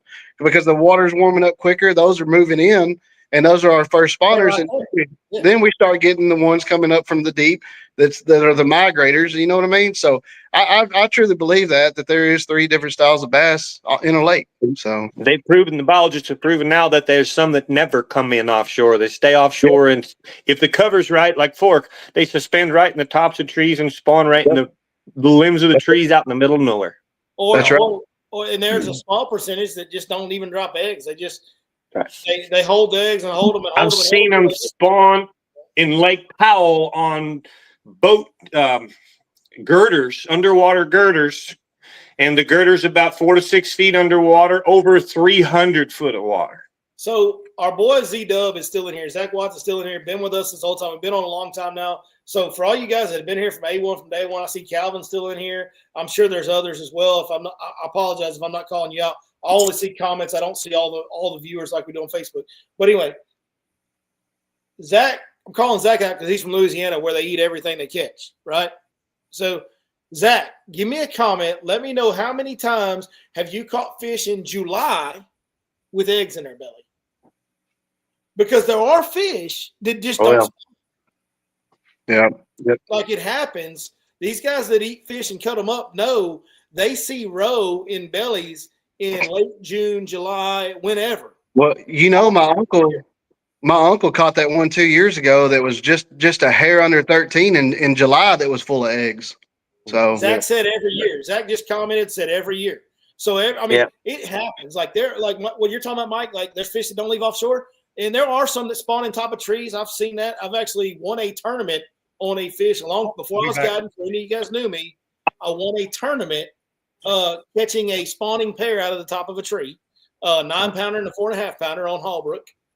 Believe it or not, but but there are fish that, and I've talked to Jake, our area biologist, but there's a small percentage of fish that just don't spawn. The eggs just stay in their belly till they go away, and I don't know when they go away. Maybe when they start generating the next eggs. But guys that fillet fish see eggs in them late in summer every year. Yeah. Mm-hmm. Yep. Yeah. Like And some of those can be fall spawners. We're in a subtropical considered climate here, just like Mexico. They can spawn 2 times a year. Some of them don't always spawn in spring. They spawn in fall, and depending on our climate, 2 times even. I didn't believe that. Andrew Grills told me that, and I was like, dude, I don't know about that. Like Andrew Grills told me that when I first started guiding, I was like, man, I don't know about that. And then I'll be damned if a year or two into guiding, I wasn't back in Running Creek in October.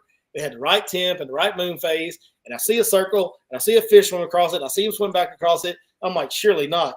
And I go over there, and the fish is sitting on the bed, and I flip at it and catch it just like we do in April. And I was like, what the hell? Like, it's real. Oh, my gosh. Yeah. They do exist. My client just had one the first week in November, dripping blood all over, came out of 2 foot of water. It was real obvious that she was ill. I've always heard that 10% of the fish do spawn in the fall. Mm-hmm. There's a certain percentage. Mother Nature's way of survival. I'm going to leave y'all with that comment. I'm going to step out for a second. Y'all keep the chat going. Don't let it die, boys. Yeah, I'm going to. What does it say? Extract some. Oh, Zach says those eggs, hey, they are good, Zach. Man, you got to really like fishy flavor, but those eggs are actually really good. Fried fish eggs like that are delicious. They're real rich. We were talking about that forward-facing sonar, and I mean, I have got a lot of clients that got away from the guys who strictly do that, and they didn't particularly like that experience. I mean, I probably only use it 20% of the time on my guide trips because it depends whether they're amateurs or novices or what. I mean, if I'm specifically like what you were doing last week, Cody, with in that ditch, and you happen to swing it over and you notice those fish in that ditch, and then you were throwing at them, that might be the only time that I would ever use it on a regular guide trip. That's the only way I use it. I just use it as a tool, as a locator. I will not on a guide trip. I will not sit there and chase a fish. I will not do it. It's just another tool in my belt for a location. That's it. Same. I think as guides, that's our best interest. We don't need that cast to catch unless you have a single client who's already really good at it and asks you for the cast to catch. The way David just said is perfect. It's definitely learn with it, knowledge, use it. That's all I do too. Show them a little bit. Helps me where the fish are, how they're acting. But to take a live scope and a client and cast to catch, man, like David said, I think 9 out of 10 of them don't enjoy it. You actually, believe it or not, guys, I went through a lot of training with the outfit that I was trained at. You're staging them for failure. So when you take your client and you go, man, look at that big fish in the tree right there, and he sucks and can't cast to it. He knows it. And under his breath, he's going, man, I sucked. I made 15. I screwed it up. Or maybe he hangs up in the tree and ruins it. You've staged that guy to have a bad day. He's going home going, man, the guy put me on a big one and I sucked. You don't want that. and you'd rather him not even know that big fish was there and blind throw a Cinco and hope, but you really have. And so that's no way to have customer service. I don't like it at all. It's why clients don't like it. They're feeling pressured and And that's what I was saying. I agree with them. There's a lot of clients that they get in my boat and they've gone out with guides that are that's all they do is forward face sonar and they'll never go back. They don't want to do that. So let me ask you this. How many fishing guides across the country, bass fishing guides? No, we're talking about what we do, not crappie, not meat hunters. How many bass fishing specific guides across the country do you think there are? A lot. Yeah. 10,000? Bass fishing guides across the country? Yeah, like 10,000 or so? Maybe, 5,000? Clear Lake. I did a lot of homework coming here. This one can have 80 to 100. Clear Lake has a dozen. Georgia Lakes have 15. I would guess safe no more than 1,000 nationwide. Bass specific. But you got smallmouth guides, right? You got smallmouth guides.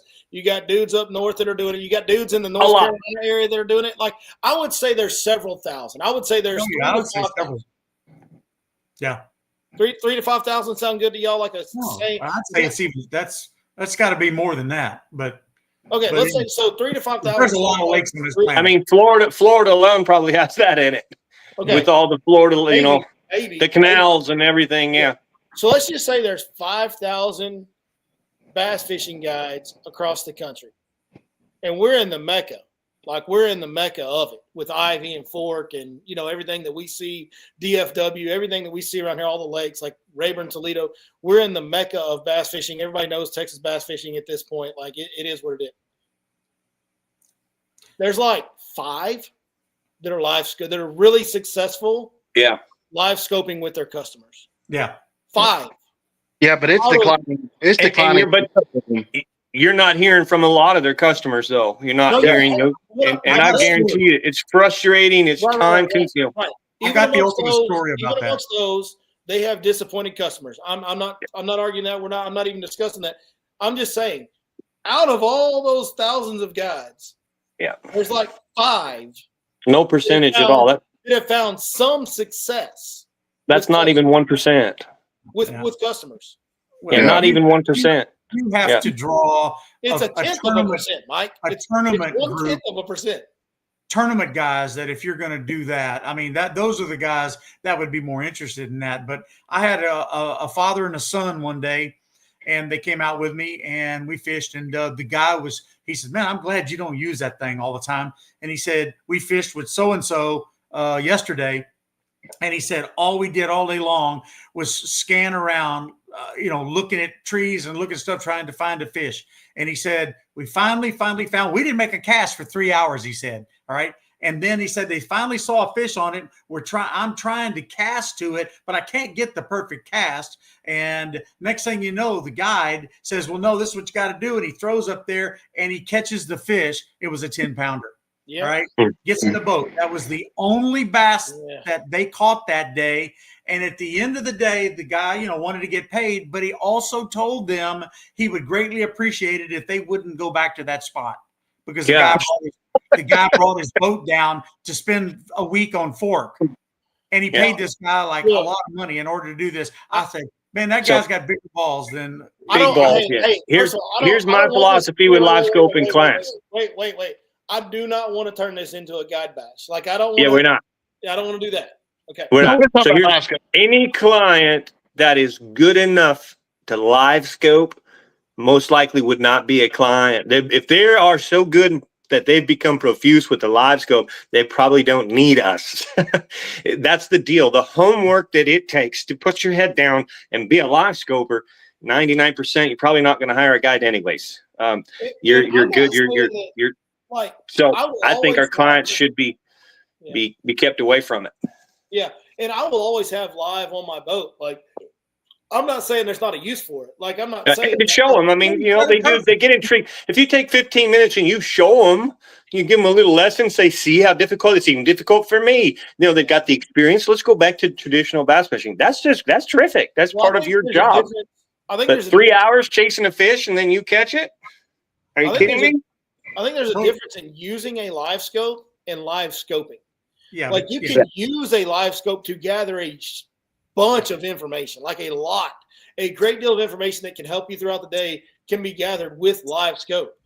But no doubt. Actually chasing a individual fish and trying to scope it with a customer, like I said, there's like 5 dudes on earth that have figured out how to actually have some success with it.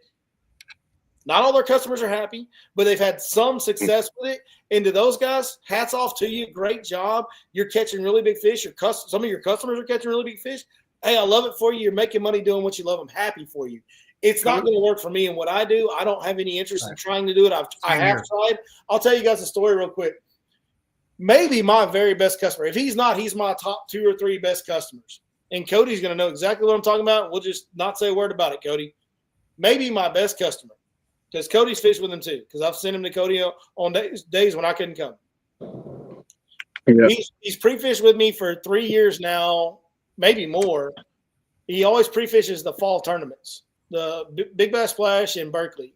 Yep. And this year, I had a live scope bite, like a true. We're going to chase them down on the tree, and we're going to catch them on a glide bait as we run the glide bait by the tree. Like we're going to see them on a tree. We're going to run the glide bait by and make them react. And if we look at enough of them throughout the day, we'll get some big ones to react. And I'm going to show you guys how to catch, have a real chance at catching a 10-pounder in the tournament because they have live scope on their boat. So I'm going to teach you guys how to do that today. Now, that's a very specific thing to use for a customer that seems fitting, right? Mm-hmm. But here's what happened on that day. I chased fish around with a live scope, and because I wasn't the only one fishing for them, we never caught nothing. Nothing. Not one fish. And this guy has booked spring trips with me multiple days for years. He's not on my books this spring. Wow. Yep. He's not on my books. That's why I said it's all about your clients, man. Make sure that I haven't talked to Cody about this, and I haven't talked to him about it. But I promise you that guy's on Cody's books, isn't he, Cody? Cody left the chat. But no, hey, I guarantee you that guy's on Cody's books. And I lost that guy that day. I could feel it. Like I know I did. Wow. Yeah. Wow. Well, it's that's a difficult thing. I mean, Cody said it best earlier. He said this is just a tool, and I rarely use it when I do, especially if I'm fishing deep. And then I can scan around. If I'm on a deep point or something like that, I might flip it over and scan around and say, okay, cast over there. That type of thing. Might be the only way I'd use it, just in case that they're not in this exact vicinity that I'm sitting in, and that might be the only time I use it. But yeah, Billy, yeah, I heard what you. Yeah, he's got some booked with me. I know so and I know he does with you too. No, I don't have him on my books, and he's not on any of my. I don't have him on anything for this spring. I lost him on that trip. He's gone. Yeah, so I don't like that live scope. Don't like that live scope stuff, man. You got to be. And hey, this is one of those guys. Like as a guide, you have those guys, and Cody can back me up. This is one of those guys. Oh yeah, tips like crazy, pays for everything. Like if you got more up, he'll take you out of town. Like he's one of them dudes. Like one of them special guide customers, and I lost him. And listen, I'd had a couple of tough trips with him. I've had some great trips with him, but leading up to that, I'd had a couple tough trips with him. And my personality was I was swinging for the fences. I'm going to show him how to catch the biggest fish he's ever caught. And I swung and I missed, and I lost him. Yeah, that's part of it too, though. You're going to have some are going to just book it for a while, and that's just the way it is. They do. Even with nothing was wrong, you might be overreading it, but they just go for different flavor. If we'd have just went out and caught some unders that day, if we'd have just went out and caught some unders before that fall tournament, he'd still be on my books this spring. Yeah. Well, that's because he knows I can sight fish. Like he knows. My philosophy is I spend 60% of the time making sure they get bit with something, and 40% of the time chasing a big one. And I mean, and sometimes that 40% don't work out, so I'm leaning on that 60%. That they'll do well. Yep. A lot of times that 40% don't work out. Big fish fishing, you don't go out and shoot big deer all the time, but they can go out and shoot deer. You don't always go out and catch big bass, but you can go out and catch bass. And so it's there's a lot of even big time pros that have never caught double-digit fish, and most of it's because they're not fishing for double-digit fish. Mm-hmm. The majority of their fish time does not involve fishing for big fish. That's changed a little bit. They also spend all their time up north where there ain't that many big fish. True. Mm-hmm. Very true. Very, very true. Very, very true. And in the old days, FLW fishing the little worm circuit, they always fished the lakes that didn't have big fish. They all fishing the little worms too. Fishing the little worm, FLW. What's wrong with that? There ain't nothing wrong with that. David, I'm gonna teach you how to do that, David, Billy. you would have David, you would have absolutely had a very big career on the West Coast with as good as you are with the D shot and the light line. And you would have. That was a big. It still is a very big thing on the West Coast. I'm guaranteeing you, Billy does not have a Ned rig in his boat. Live Scope did change it over there too quite a bit, and they're catching bigger fish and more of the same thing. But yeah, that drop shot and then 5-pound test line. And hey, let me ask you this: has anybody pinged a minnow this winter? I ain't going to. I did. no, Done what? you know what? I'll tell you that I think it's pretty cool keeping it outside the minnow. It's Lake Fork Lures. Lake Fork Lures makes Mark Peck designed this. This is just basically it's the live shad with just a pintail. And this for me is I don't need to go spend all the money on these new minnows. This guy right here does it just fine. Oh, Well, wait, hold on, he's talking about live scope, Mike. Yeah, I'm talking about pinging the minnow where you put the lip. No, listen, you can use whatever bait you want to. All the stuff about this minnow's better than that minnow, they're all a damn miniature. They're all minnows, yeah. They're all minnows. There's no difference. No, but I've been pinging a minnow a little bit this winter before it warmed up, before the warm trend. Yeah, I did a little bit of the old. We used to call it the hover rig, and we used to do it on bridge pilings without a live scope, where you just throw a fluke on a light underspin head, and you just let it drift down. You just tight line, let it drift down the bridge piling, like kind of horizontal, like 45 degree, you know. That used to work. So we used to do that. Yeah, that was just we called it a hover rig, and we just went out there and hovered that damn fluke and let it slide down that bridge piling at 45 degrees. That's basically what I've been doing, just doing it with live scope now. Using a fluke or I've even used some boot tail stuff because look, you can a fish will bite a boot tail when it's not swimming. You can just hover it over them and they'll bite it. Just little baits, little small shad like baits on my deal was I caught the fish I caught were on an underspin. Not on a regular, like everybody's pinging a minnow on these little jig heads. Casey Ashley won a classic on 2D sonar, hovering a fluke on a underspin, on the old jig head underspin. So I thought to myself, I'm like, we're in dirtier water, we're in Lake Fork, a little bigger profile, whatever you want to call it. Like it's like, why would I use the little minnow head when I can use the old underspin head, have a little better feel for it, see it better on my live scope? And so I did that, and that's what I caught mine on. Now, I'm not real good at it. I ain't caught a bunch on it, but I've caught a few doing it. I ain't got the patience for it. Well, I say I ain't got the patience for it. I'll sit on a damn bedfish for hours. But I guess I'm just not interested in trying it. But. Yeah, I mean, it's just one. I mean, it was, what a deal that I wanted to play with because it was something we used to do. Now I can just add live scope to it. But, again, it's not something you do with customers. Like, no, you can't do it. Like those customers, dude. An Alabama rig on a live scope is hard to do with customers. Like, the only time I can do that is bridge pilings. If they're around bridge pilings, we can scope Alabama rigs and fish on bridge pilings with customers because they can see the target, they can see the line because of the pilings, and I can say, okay, he's by that piling right there. And we can throw right by it, and I can put my screen on that Alabama rig, and when it's at the right depth, I'll say, hold you right up and real slow. And we can watch the Alabama rig. If it's starting to drop, they can pick it up. They can stand right beside me and see it. But other than that, that's about the only scoping I can do with customers is bridge pilings and A-rigs. All right, real quick, I want to talk something more exciting than scoping, way more exciting than scoping, and that is big swim bait bite. It's right around the corner. It's super exciting. My desk is filled with glide baits, like little glide baits. And big old glide baits. And that shallow red clay point shell bed, whatever you want to call it, that thing's about ready to kick off on the next moon phase. And if you aren't throwing, so here's a traditional line through swim bait, and there's the next size, a 10-incher. If you ain't throwing stuff like this, buddy, man, you are missing out on some of them big females that don't have spawn in their mind yet, but they're gorgeous. They're going to gorge. Can't wait. So I just wanted to get us off live scope and something exciting. David, do you throw the big swim baits with that 8-foot line? Yeah, I'll tell you what. Well, back years ago, but the lake. I was going to ask Mike. The lake level has a big part to do with that because when the lake is over pool or pool level, that don't seem to work nearly as well as No, if sir. the lake was a little lower, because one of those years when the lake was a little lower, I had 2 clients. Matter of fact, my number 1 client and his buddy, and we pulled up on a spot, and I had them throw to a ditch on a shell bed, and their first cast, they both doubled. The guy in the front caught an 8.5, and the guy in the back got a 12.25. Nice. And for 3 hours, the best 5 was 53 pounds. Now that was 12 years ago. Yeah, you were early on it. Yeah, that's kind of the deal, man. That swim bait deal is like, here's the thing, like, here's a question: is anybody throwing a hinkle shad out there? Here, let me tell you something about Lake Fork. Lake Fork fish see more swim baits than any fish east of California. Mm-hmm. There's no doubt. Like, Lake Fork is the spot to throw swim baits outside of California.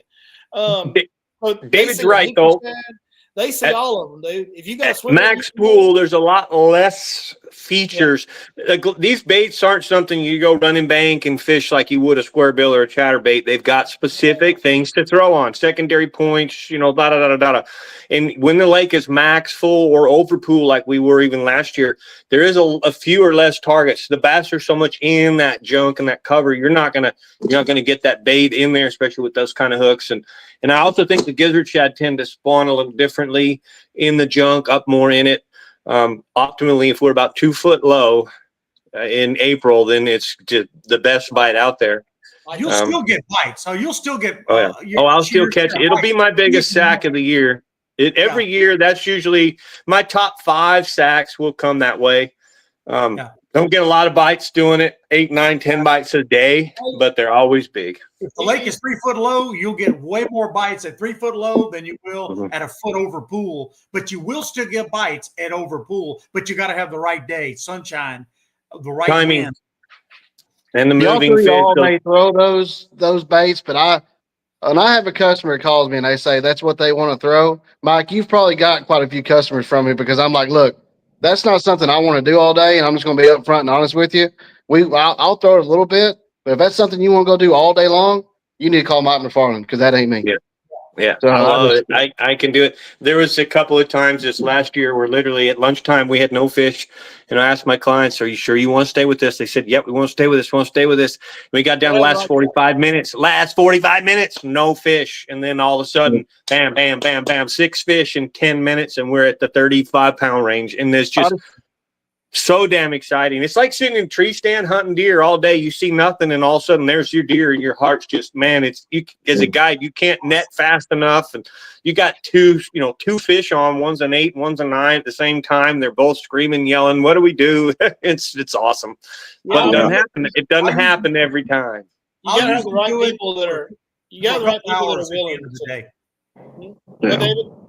I'll usually do that on guide trips during the season for a couple hours at the end of the day is when I'll more than likely do that when we're trying for a bigger fish. But I want to have as many as I can put in the boat before we go to that window. Yeah, it kind of takes the right guy. Like they're absolutely. Like you have certain people that just want to go for a day of regular old fishing and just catch them. Like that's what it seems like. Most customers are just like, man, we just want to catch them. Like we want to catch some big ones. We're coming 100% fish, but we just want to catch some fish, and hopefully we catch some good quality ones.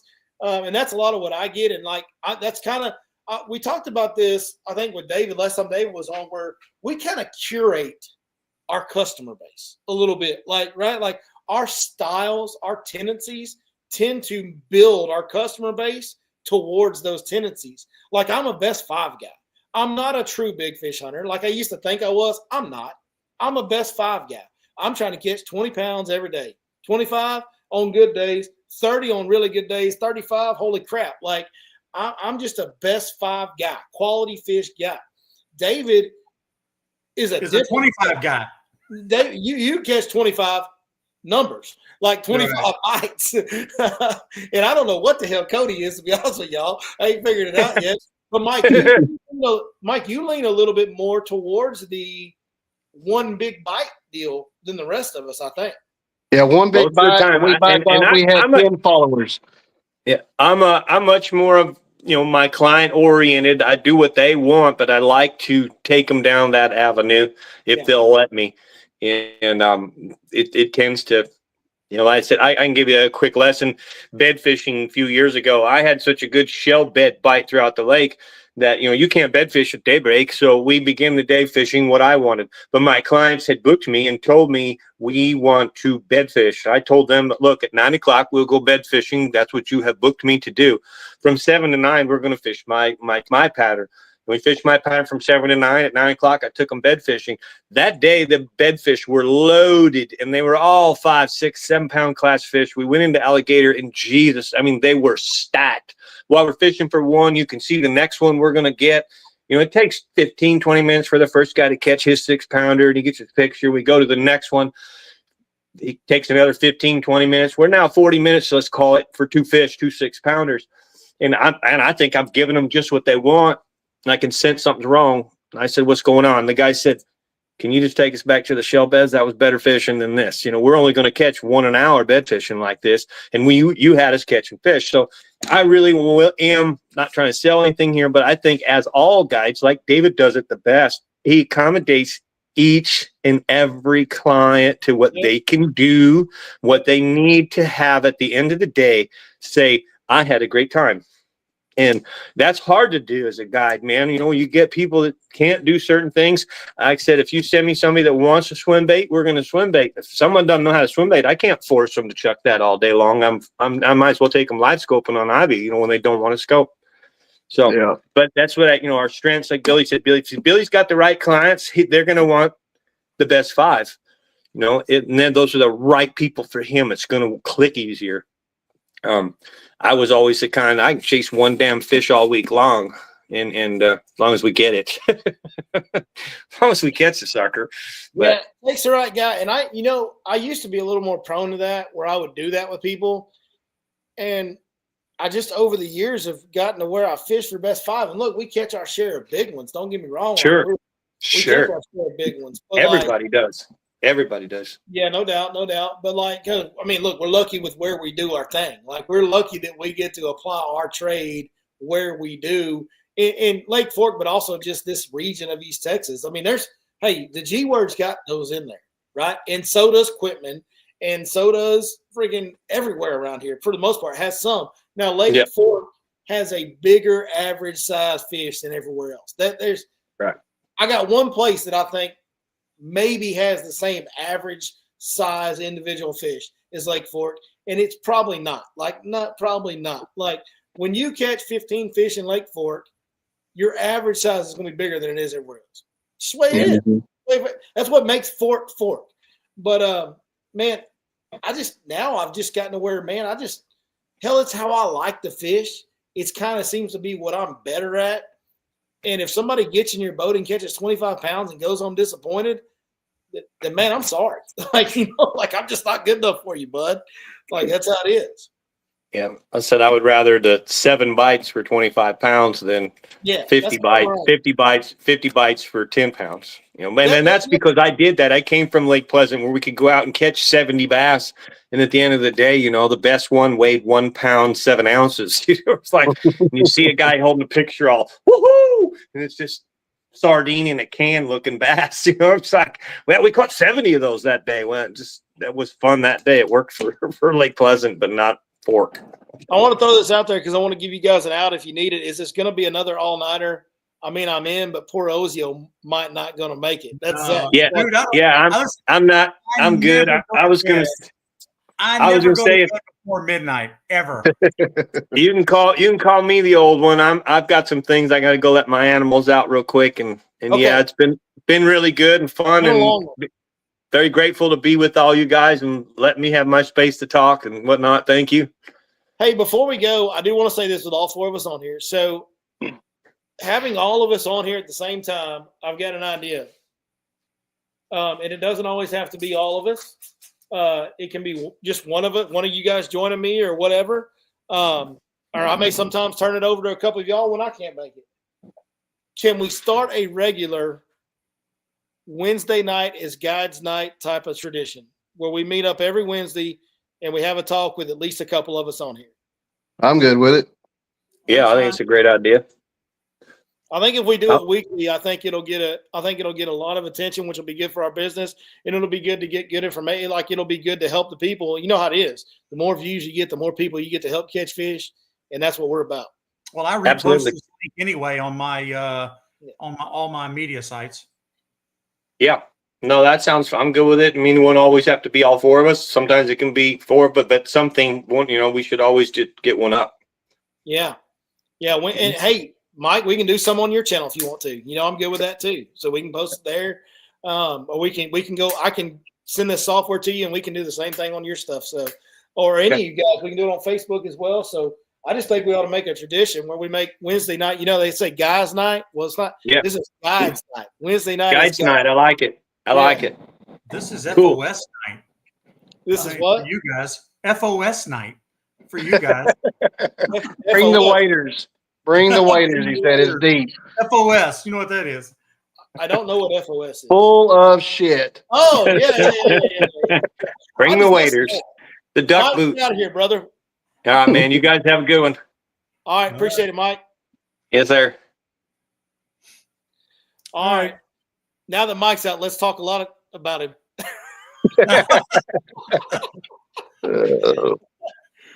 Well, let's see. Let me see if I can find some more questions because I've been kind of ignoring some questions because we've been just going on and on and on. And I was wanting to post that by Zach. Zach has been the MVP of the comments tonight for sure. Are we still big on Smash Tech soft swim baits? Yes. Yes. Smash Tech. As far as like a quality made swim bait that's made to catch fish, like you're not going to find one better than Smash Tech. And whether it's the original Convict, which is kind of like similar to what Mike was holding up there, and that may have been what Mike was holding up. I didn't pay that much attention. But whether it's that or whether it's, the hollow bodies that he makes, I've got one layer, the Wag Shad. Dude, this bait right here, you want one that thumps, this Wag Shad, you put a 10-aught hook in that, and oh my gosh, like this thing, you know how Kitech has that real wide wag? Cody and Dave? Mm-hmm. Big 7-8 inch version of that. Like it's crazy. It's called he named it the Wag Shad because it just whoa, big old wag and tail. But yeah, I mean Smash Tech, and it's funny. I got a Convict right here, an old dirty Convict that's been beat up, and tore down, and used and rolled around the bottom boat. Two convicts there, huh? Man. Hey, I'm thinking about. Well said. We're gonna give you I'm giving you a standing O on that one. I've been considering suing Ben Milliken for name, image, and likeness violations because he's trying to be famous for getting arrested now, like I did at first. Right.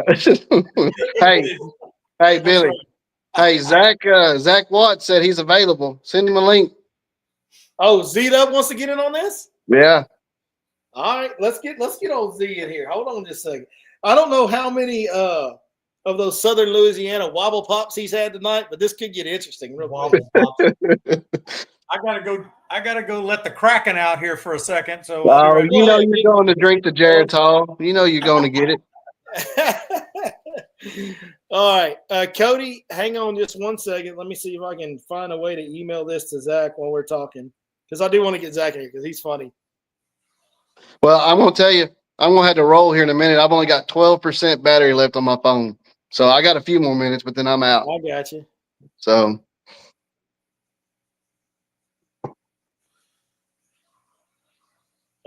All right, let me keep Cody, talk about something. Let me try to find a question for you, Toady Mays. I was trying to find a question for you to answer so I could go text Zach. There you go. You can talk about the size fish we catch because this guy says catch 6 fish, 5 to 6 pounds in one day. I'd sign up for that. Yeah, I mean, look, on fork when it's going good, like we catch 25 pounds on a normal day. Like that's normal. So go ahead. Yeah, no, that's an average fish on Lake Fork. I mean, most of the time, on these trips. So, like Billy said, he's going after, best 5. And I try to do best 5 too, but mainly, man, I just go graphing. And when I see a good group of fish, that's what we're going to fish. So I guess I'm more of a because Billy said he didn't know what I was, but I'm more of a numbers guy and a size guy. It don't really matter to me. If whatever fish we can find, that's what we're gonna catch. But if you tell me that you want to catch 5, 6, 7, 8 pounders, that's what we're gonna do. We're gonna go find those big fish, and that's one thing that I always get. I was gonna bring this up earlier. A lot of customers ask, can you guarantee me a double digit? I'm just like, man, I can't guarantee a double digit. I said, there's only 2 things in life that I can guarantee you. You're gonna live and you're gonna die. That's the only 2 things that's guaranteed in this life. And now I can guarantee that I'm going to put you around fish because we're going to see the fish on the graphs, but to guarantee you that we can catch that fish, that's a totally different story. You know what I mean? That's if anybody can say they're going to guarantee you a double digit, I've never heard of it. So they're a con artist. Yeah. And they're just getting you money. That's what's happening there for sure. No doubt about it. I had a guy call one time. He wanted to know if he books me, want to take his family, that I guarantee him 4 10-pounders. True story. And I was like, you what? I said, dude, I told him, I said, well, I'm not quite that good, but I know somebody that is. I gave him Johnny Geiss's number. You gave him John. Why you do Johnny like that, Dave? Oh, I don't know. It just did it. All right. With no further ado, I would like Raging Cajun, the one who they broke the mold when they made him. He's been here since literally the very first video on your Lake Fork Guide. You'll see this ugly old bastard right here, Mr. Zachary Watts. Oh, God. Damn, what's up, big dog? Now you done trashed the class of the screen now. What's up, y'all? I had to put my old man glasses on so I could read the chats. I'm about to have to put mine on. I've been squinting. I was about to clown you for wearing the glasses and you're in your office. Like, is this official? I half expected to see the Yeti cup with the brown water on the back porch with a fire. Wait, he's having to study. Yeah, good talk, Z. Good talk. I got to figure out how to turn He said, oh, there it is. He said, I'm not sure what to do with my hands right now. Yeah. I had to actually turn off the YouTube broadcast because I was getting echoes and everything. So. What's happening? Hell yeah. What are you doing, Zach? Man, I'm just listening to you fools trying to pick up some tips and tricks for the weekend. You fishing champs this weekend? Hell no, I ain't fishing champs. Are you crazy? Hey, Greg, 70% chance of rain and 30 degrees in the morning? No, I'm good. He truly wants to fish it. He just he don't want to go show up Greg is all it is. That's all it is. Hey, I showed up Greg all last year. That's why he ain't fishing with me again this year. Oh yeah. I know Haynes is gonna be out there. I know him. He's hardcore. So it's funny. Haynes and I went out last weekend, and we both took our own boats to go to different locations on the lake just to see if we can find a good pattern on unders. And when we met up about 2:00 later in that day, I looked at him. He looked at me, and he said, "Yeah, I pretty much ruled out next weekend. I haven't found nothing that makes me want to fish because all we were catching were slots." Yeah. I mean, we caught a lot of fish, but a lot of slot fish. We were averaging 30 unders a day the whole week. 20, 25 to 30, and we were catching very few slots. Now, yeah, David, I heard you say that earlier. I was surprised by that, honestly. David, in the past, you've taken some time off of guiding on Fork to fish bass champs because they have that rule. You didn't do that this year, I guess. This is the first year I didn't because I was guiding all last week through the weekend, and I elected that, you know what, I wanted to fish Fork, and so I said, I'm just going to go with a guarantee. I mean, hey, you can't not fish Fork on that kind of warming trend. Like I know, but the thing was that the quality of unders that we were on, and I was thinking, man, was this a mistake? But the guys that I put on these fish, they're going to have to make some adaptations on Saturday in order to catch these fish because they're not going. I don't think they're going to be able to catch them the way that we were catching them, all week. So we'll see how it goes. But I did tell them what I think is the best way to do it, which in this case is I'll take a black and blue Cinco with a 1/8 ounce tungsten in the front and get in those same areas on the outside edge of the grass or even in the pockets. And even in this case, they're fishing a tournament. Use the active target or the live scope in order to scan those pockets in the middle and where those fish are going to be setting. And then even if that water temp goes down to the upper 40s, those fish will bite it.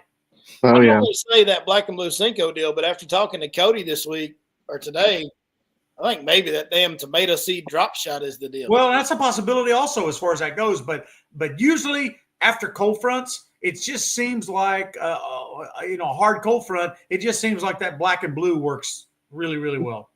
Well, hey guys, I ain't trying to cut you off, but my phone's about to die, so I'm gonna get. But hey, don't believe anything this silver devil tongue right here says after I'm gone. He's Okay. the other. Point the other direction. Point the other direction. There you go. On my There he screen, is. on my screen, he's over there. So he's over there. Yeah, he's over there. But all right, guys, it was fun. Y'all take care. Zach, apparently you look like an accountant. Then he says you look like his tax professional on a Zoom call. Hey, if I was his tax professional, he'd be in prison right now. Yeah. Oh, I know that. Hell, I'm in business with you. I know that. Hey, I will say this though, going back to a point of the conversation earlier for all the guys in here that are fishing the champs this weekend. From a normal guy like me who's not a guide, a weekend fisherman, what these guys have said earlier was an absolute truth. The bass made that big push shallow during the warm front, and what we've seen this week, because I've been fortunate enough to fish in the afternoons Monday and Tuesday, what we've seen is that they have pushed back out, but it's not a big huge push. They're moving out to the first little depression or the first channel bend or whatever. I mean that's actually facts. What you're hearing on the show tonight is 100% accurate, and it's just shout out to you guys. I mean, you guys really hit the nail on the head with that one, and that's coming from a guy who gets to fish the weekend, just the weekends. Well, Zach, you know me probably better than anybody else that comes on this channel. You really do. And I've got plenty. You're not about to bring up the masseuse, are you? What? Oh God, no. I ain't Justin. Hey, no Justin Tucker in here. We ain't doing none of that. Oh, wait a minute. Oh, I remember what you're talking about. Hold on.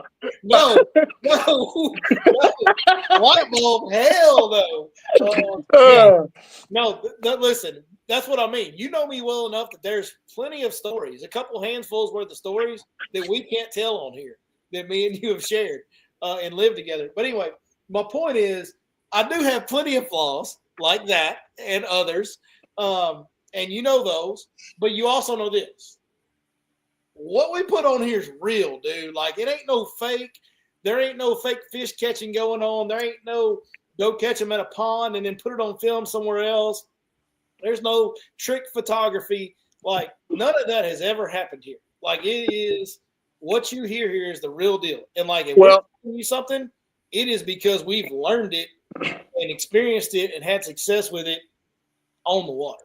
Well, and for everyone listening tonight that thinks, hey, these guys, Billy, he kind of does this, just because to promote his fishing business, et cetera, et cetera. Let me tell you about the story the first time I ever met Billy Lawson. My oldest son was, I don't know, Billy, what was he, 9 or 10 years old? Yeah. He had gotten into where he was fishing with me a lot, so he wanted to fish a tournament. So I don't know if you remember it. There was I don't even know if it's still active, the Texas Fishing Forum out there. Billy used to run some little jackpot, redneck tournaments on Lake Holbrook and some other smaller lakes around Fork. They were tournaments for people that don't want to fish tournaments and deal with that bullshit. Exactly, 100%. So fish, pay some money and fish for it, and you do whatever you want to within the law, and we come back here and weigh them in. That's what they were.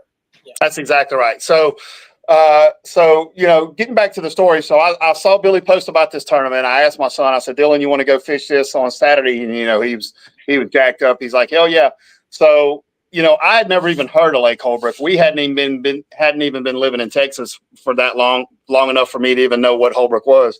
So I shot Billy a private message on that social media platform back then. And I said, hey man, bring in my kid, fish his first tournament, so on and so forth. Can you, and the only thing I asked Billy was, hey, can you tell me a little bit about the lake? Does it have grass? Does it have timber? Just give me some sort of knowledge about the lake. When I opened up that next message, it was about that long right there. That included baits, locations, So again, I tell this story just to point out, Billy has been doing this for people way before your Lake Fork Guide, way before Fish Life, way before Pro Tips, you said that everything. your son was like 10, 11 years old, and now he's fixing to give you your second grandkid. Yeah, that's right.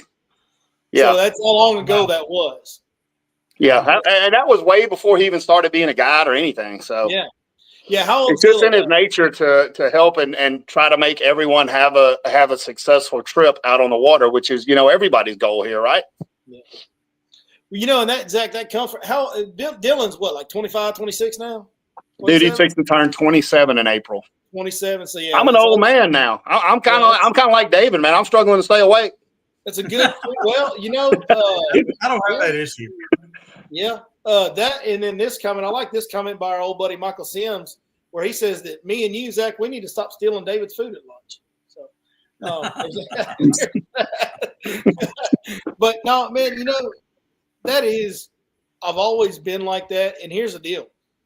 That comes from a place where when you met me, I was just a weekend fisherman like everybody else. I came out of a plastic boat, and at that time I was in my very first like beat up old used glass boat, 90-something model 17-footer, all that Which stuff. Blew the motor the very next tournament we fished in with you on Martin Creek. The second tournament on Martin Creek, I did blow the motor and I had to fish around the ramp. You're right. I was going out as soon as I put it on plane, blew it. Yep. Yeah, I remember that. But yeah, at that time, man, I was watching. Remember TiVo? Remember TiVo? Oh yeah. We always have TiVo on our satellite or internet or cable, whatever. We didn't have internet. Cable. Nobody streamed anything yet. Cable or satellite. I TiVo'd every fishing show. I recorded a DVR, whatever you want to call it. Recorded every fishing show and rewatched them over and over again. I read every article. I went online. I went to that ETS system site that had the Lake Fork guides that put the reports on there. I remember reading Eddie Garrett's report and all the guys. David, hell, you might have been on there, David. I don't remember whether you were on there. I was on ETS. Yeah. So that old ETS, I used to read the ETS systems, yeah. And I would get frustrated because I'd be going out. I'm like, dude, that's the same report I read 3 weeks ago, So all this comes from being that dude that was hunting for all that information before the modern information age and trying to figure out how to catch them. Because here's the deal. I go to work all week and all I can think about is how to catch them. And I just want to go fishing. And I'll go to a pond, or when we had Van City Lake before that got closed, I go to Van City Lake in the evening some when I got home and fish a little bit there. But when it comes down to going to a lake like Fork, I needed a little, if you only fish there one day a week, man, it's hard to just go to a lake with that much pressure and get right on. Like, we all know that's a hard thing to do. So I was searching for that. I was looking for that. So when I offered whatever I had to help you 15 years ago, Zach, and to this day, tonight, when I offer everything that I know about pre-spawn after the cold trend, and it's because I've been where y'all are. Like, you guys that are watching, that are fishing champs this weekend, or you guys that are watching that are going to Lake Fork just to try and catch some fish this weekend, I've been in your shoes. I still feel you. I still am you. I'm still thinking the same way you think, and I'm trying to help you every which way I possibly can. Because I've been there, and I longed and hungered for that information. And I just realized it took me a really long time to say that crap. But yeah. Wake me up, Zach. Yeah, the man's never short on breath. I can tell you that. I went on a rant there, dude. It's a soapbox thing. It's something I care about a lot, because y'all know what I mean. You've been there, guys. Where you're trying to, Zach, when you go on your yearly Toledo trip 15 years ago, when you're trying to find that information, dude, if you didn't know Barnett and his daddy that fished there regularly, dude, you'd have been spinning your wheels for the first day and a half, 2 days. Right. And that's where it comes from. That's where it comes from. And that's how I've always operated. That's what I think is right. So that's what we do. Well, I think just judging by the size of the audience here, it's very much appreciated, not just from you, but from all the guys that have joined joined forces here to give out information. So, and ever since day one that I've met David, we actually have our boat storages 2 or 3 down from each other. Every time we see each other there, we talk for a minute. Yeah, hey, what you catching them on? You doing this, you doing that. I mean, David's never been shy about giving information either. And Cody Mays is the same way. Hell, Cody Mays volunteers you information even when you don't ask for it. Cody gives what I Cody, I'm catching fish on a wacky worm. He goes, no. You need to throw this bait every night. Shut up, Cody. I'm catching them on the whack. Okay. I got it. No, I don't need it. Yeah. But, I mean, all these guys on here, I agree with everybody else on in the comments saying that it's a great thing that we've got a couple of, Lake Fork guides, with everything that's gone on over the last 5 to 10 years. It's great to see some friendly faces, like-minded faces, they're in the business, like you said earlier, of selling Lake Fork. When you're selling Lake Fork, you're selling trips for Billy, for David, for Cody, for Mike, for that For idiot those you that hate hate. I mean, it's good for the whole area. Yeah. Well, also too, I specialize more in helping guys in the stage walking tournaments. Where you got the McDonald's, the Berkeley, the Legends tournaments, any of the things that are unders driven, because most people just want to catch fish in order to walk across that stage in most events. Even for this Bass Champs this coming weekend, I mean, it was an overwhelming deal to where, hey, I'm better off going this way. And I mean, I finished 4th in the Bass Champs here about 3 years ago, and we had 3 years in a row where we cashed every year, so this year was a little bit different thought train with regard to that. I just couldn't imagine that I'd get on what I got on. And I mean, for that many days in the warm, those fish aren't going anywhere in the locations. They'll get a little harder to catch, but they'll be there. The strategy to catch them will change just a little bit, but they'll be in those same exact areas. And like I told earlier today, tonight, is that come Saturday, when it warms Saturday afternoon, I'm going to bet a bunch of those fish will move back up into that same exact pattern. If that temperature moves 2 to 3 degrees in that water this deep, really, literally that deep, you'll be able to catch those unders. It'll be especially for those smaller ones. Yeah, but we were catching. I mean, I had some 226, 227. 216, 217 class. I mean, that we were putting on the scales. One in particular location, we had 3 big unders out of one location that were 2 pound plus, that were well under 16 inches.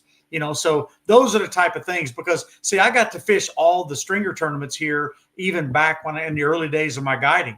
They didn't kick me out of it here until 2 years ago. Yeah. The media did. And so we were winning our share tournaments, getting Angler of the Year. And that was you used to let the guides fish some of those weekend series type stuff. Media, JC, they used to let the guides fish some of that. Well, I mean, I think they finally, I don't know, a couple of years. Curtis and I got Angler of the Year 1 year, and then we were leading. We got Angler of the Year again, but then all of a sudden the stuff hit the fan, and so people complained. And next thing you know, and they go back and enact a rule that wasn't even a rule. I mean, Dave, I kind of get it, right? Like, I kind of get it where they're like, hey, it's not fair this guy can fish all week. And I agree with them. Hey, and I agree with them. I agree with them too. Like, here's the deal. If you're going to do like what Bass Champs does, it's good. Hey, what is Bass Champs off limits? Like 6 weeks or 3 weeks or something? No, it's only 12 days. 12 days. That's fine too. Look, give me a couple, 2 or 3 weeks of off limits, and I'll fish against guides.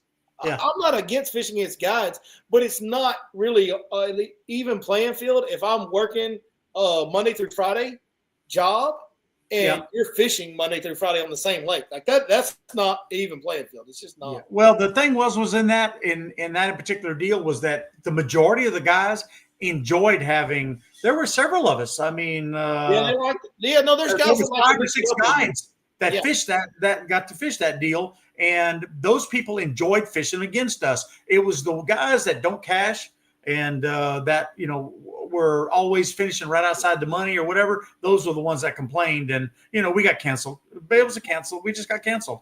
Yeah. I mean, like I said, I do agree. I do agree to a point with it. I mean, it is an unfair advantage to be out there during the week. But like I said, they can resolve that release. They don't have to kick you out altogether. They can just say, hey, man, you got a 2 week off limits. Like everybody.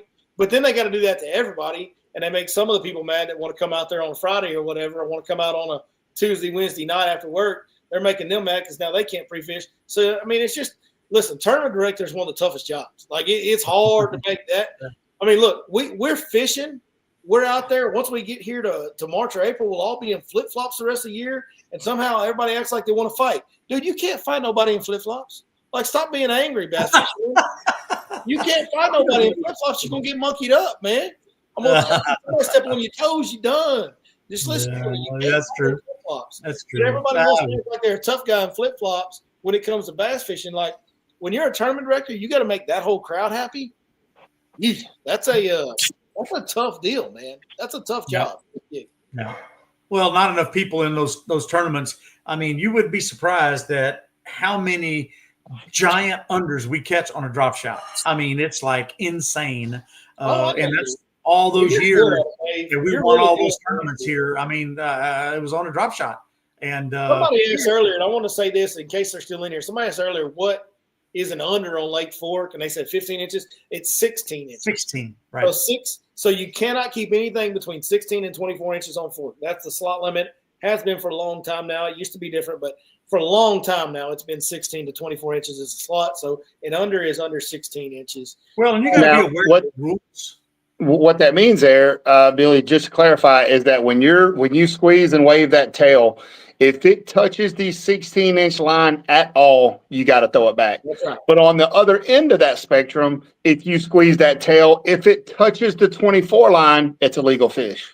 Okay. Exactly. Well, and it goes one step further than that too. And listen, I teach everybody that I take out that are going to fish these tournaments, whatever the case, whether it's this weekend, it's a stringer tournament, or if it's a big bass tournament, whatever the case, you need to check two things really most important with the tournament organization that's putting it on. And most people have gotten burned by using the wrong ruler. Yep. And those rulers aren't exactly the same. Yeah, you got to make sure you're using the tournament, a chicken stick, or even a golden rule, which is the worst one of them all. Yeah. That's number one. Number two is you got to ask them, the weighmaster, how do you weigh that fish? And they don't even post that. What are the rules? I got burned bad in a Bass Champs quite a few years ago. The guy I was fishing with, we had a big 9.5-pound bag, which was really a good bag. One of the fish we had was a 235 under. And whenever I put it on the board, it was legal on one side, but not legal on the other. All right. When you flip them over. And so I said, well, this fish is legal. I mean, on this side, he's legal. So we kept him in there.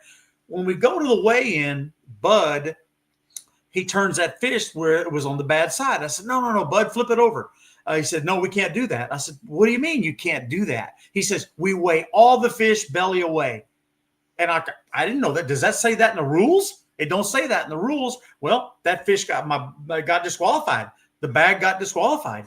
And because of that one fish, it was legal on one side. He said, our job is to make the fish illegal if possible.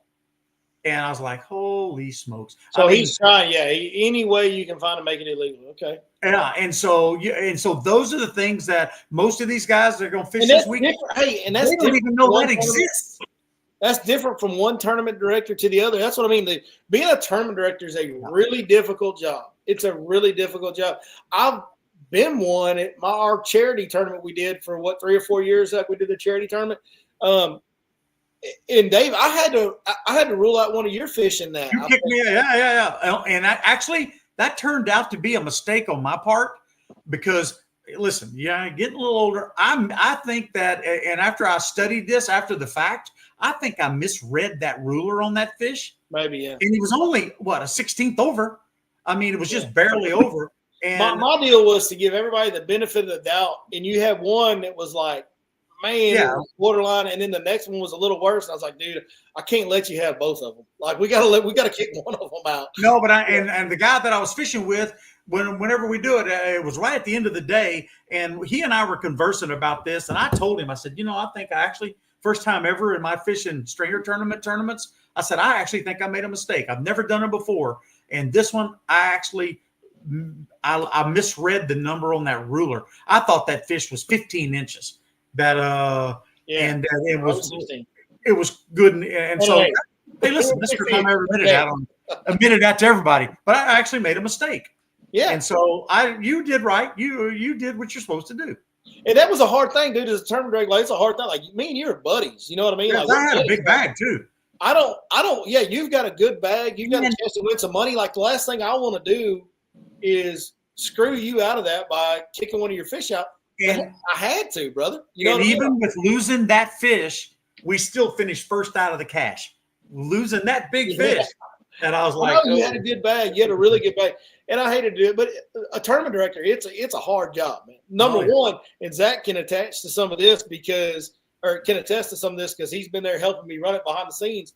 But dude, like all the cats that you got to herd with a rope leading up to it, oh my gosh, like it's a nightmare.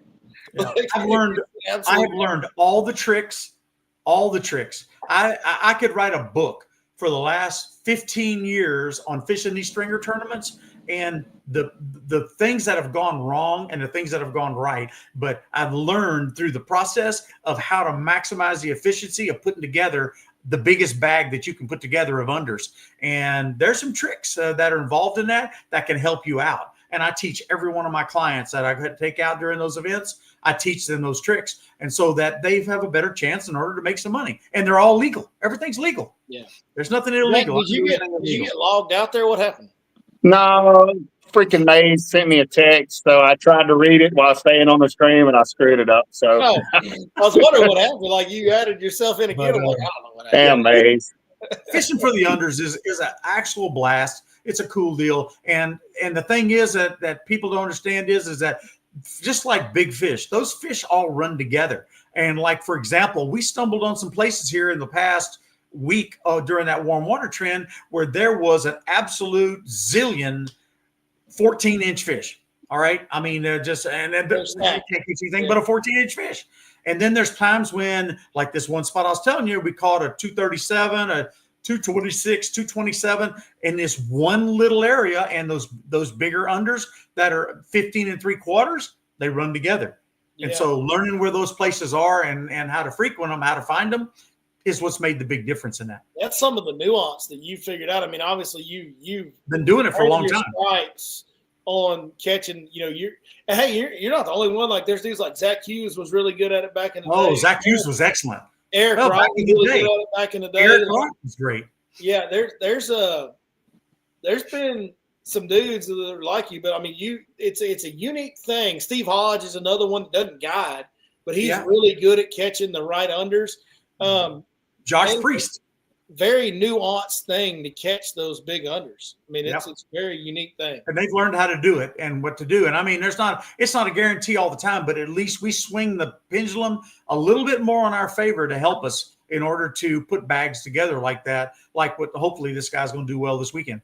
Yeah, I'm sure he will, man. I know you do a great job for those guys that are pre-fishing. Z-Dub, man, what's been going on in your world, dude? Like, listen, like me and you used to be together like every weekend or most weekends, and we don't really talk. I mean, we talk, but like we don't hang out near as much. So, I mean, are you still fishing a lot? What's going on? Man, you know me. When it gets to this time of the year, usually starting around middle of October through middle of January, I'm pretty much locked down. I'm in a deer stand or a duck blind or something like that. And, I'm not really the biggest cold weather fisherman kind of guy. But I know. Hold on. Let me tell everybody what used to happen. Back in the day, we was running together all the time. Here's what happened. Zach would go duck hunting and deer hunting, and I'd fish all winter. And when I told Zach, hey, we're back up there in that shallow water and there's big ones up there, all of a sudden Zach would be like, hey, man, you coming out here this weekend? I just show up at the lake. Yeah. But, just like I said, I'm getting back into it. I got the boat out this weekend, got everything tuned up for the spring. Got some poles restrung, ready to get back after full force. Yeah. So, you're kind of like probably most of our viewers where you're just now kind of getting into the mode of, hey, I'm fixing to start fishing pretty regular. So, yeah. Look, I know you've got a new grandbaby and you got another one coming, and that's taking you on trips to North Louisiana a lot. Are you going to get to fish a lot this spring? Yeah. No, I get to fish plenty. The new baby's not due until July in the heat of the summer. So, that'll be good. But no, we've already got plans. Dylan's bringing Lucas out and Kylie, and they'll come out and spend the weekend at the camp. Me and Dylan will get to fish like we used to. You know, that's something else too. Dude, I don't hardly ever get to see my kid anymore. You know what I'm saying? And you know, because he's got the kind of job where he's only off every other weekend. You know, he's in the oil field, so Yeah. the weekends he does get off, if he don't have anything planned, then we either try to go there and see them. You know, because we don't get me wrong, we'll go see Lucas anytime, but we prefer to go on a weekend where Dylan's off, where we can also spend time with him too. So, but no. There's plenty of lakes over North Louisiana that I can fish while we're over there. You know, Dylan's got the little duck boat, and we put a trolling motor on it for him, so we can go fish out of that little skiff. Got to get him a live scope on there. Bussy break. Got to get me a live scope first. Go flip Bussy break over there. I mean, that place has got giants. Bussy break's a good one. Bussy's good. It's about another hour and a half east of where Dylan and them live. Dylan lives right there around Lake Bistino with all the cypress trees, Caddo, Claiborne. Actually, I don't know if you heard of Caney Lake. A lot of big fish in Caney Lake down around Jonesboro. He's actually closer to that than he is to Bussy. Bussy's up there around Bastrop, but I do want to go fish Bussy because that's my kind of fishing. You hit the nail on the head earlier. Us Louisiana boys, we like to stay shallow and we like to eat fish. And Bussy Break is just an entire oxbow of 4 or 5 foot of water with grass and timber and brush and stuff I like. There. Yeah, a lot of what shallow Toledo looks like on Bussy. Yes. A lot of flooded bushes with some grass around it. Yeah. That's right. Yeah, that's what goes on at Bussy. But yeah, Bussy's got big ones. But yeah, no, Caney, dude. Caney's a stud lake, man. I mean, that's everybody knows Milliken and all the big fish he's caught on camera the last few years. I'm gonna tell you, a whole shit ton of them have come out of Caney Lake. He's a big Caney Lake fisherman.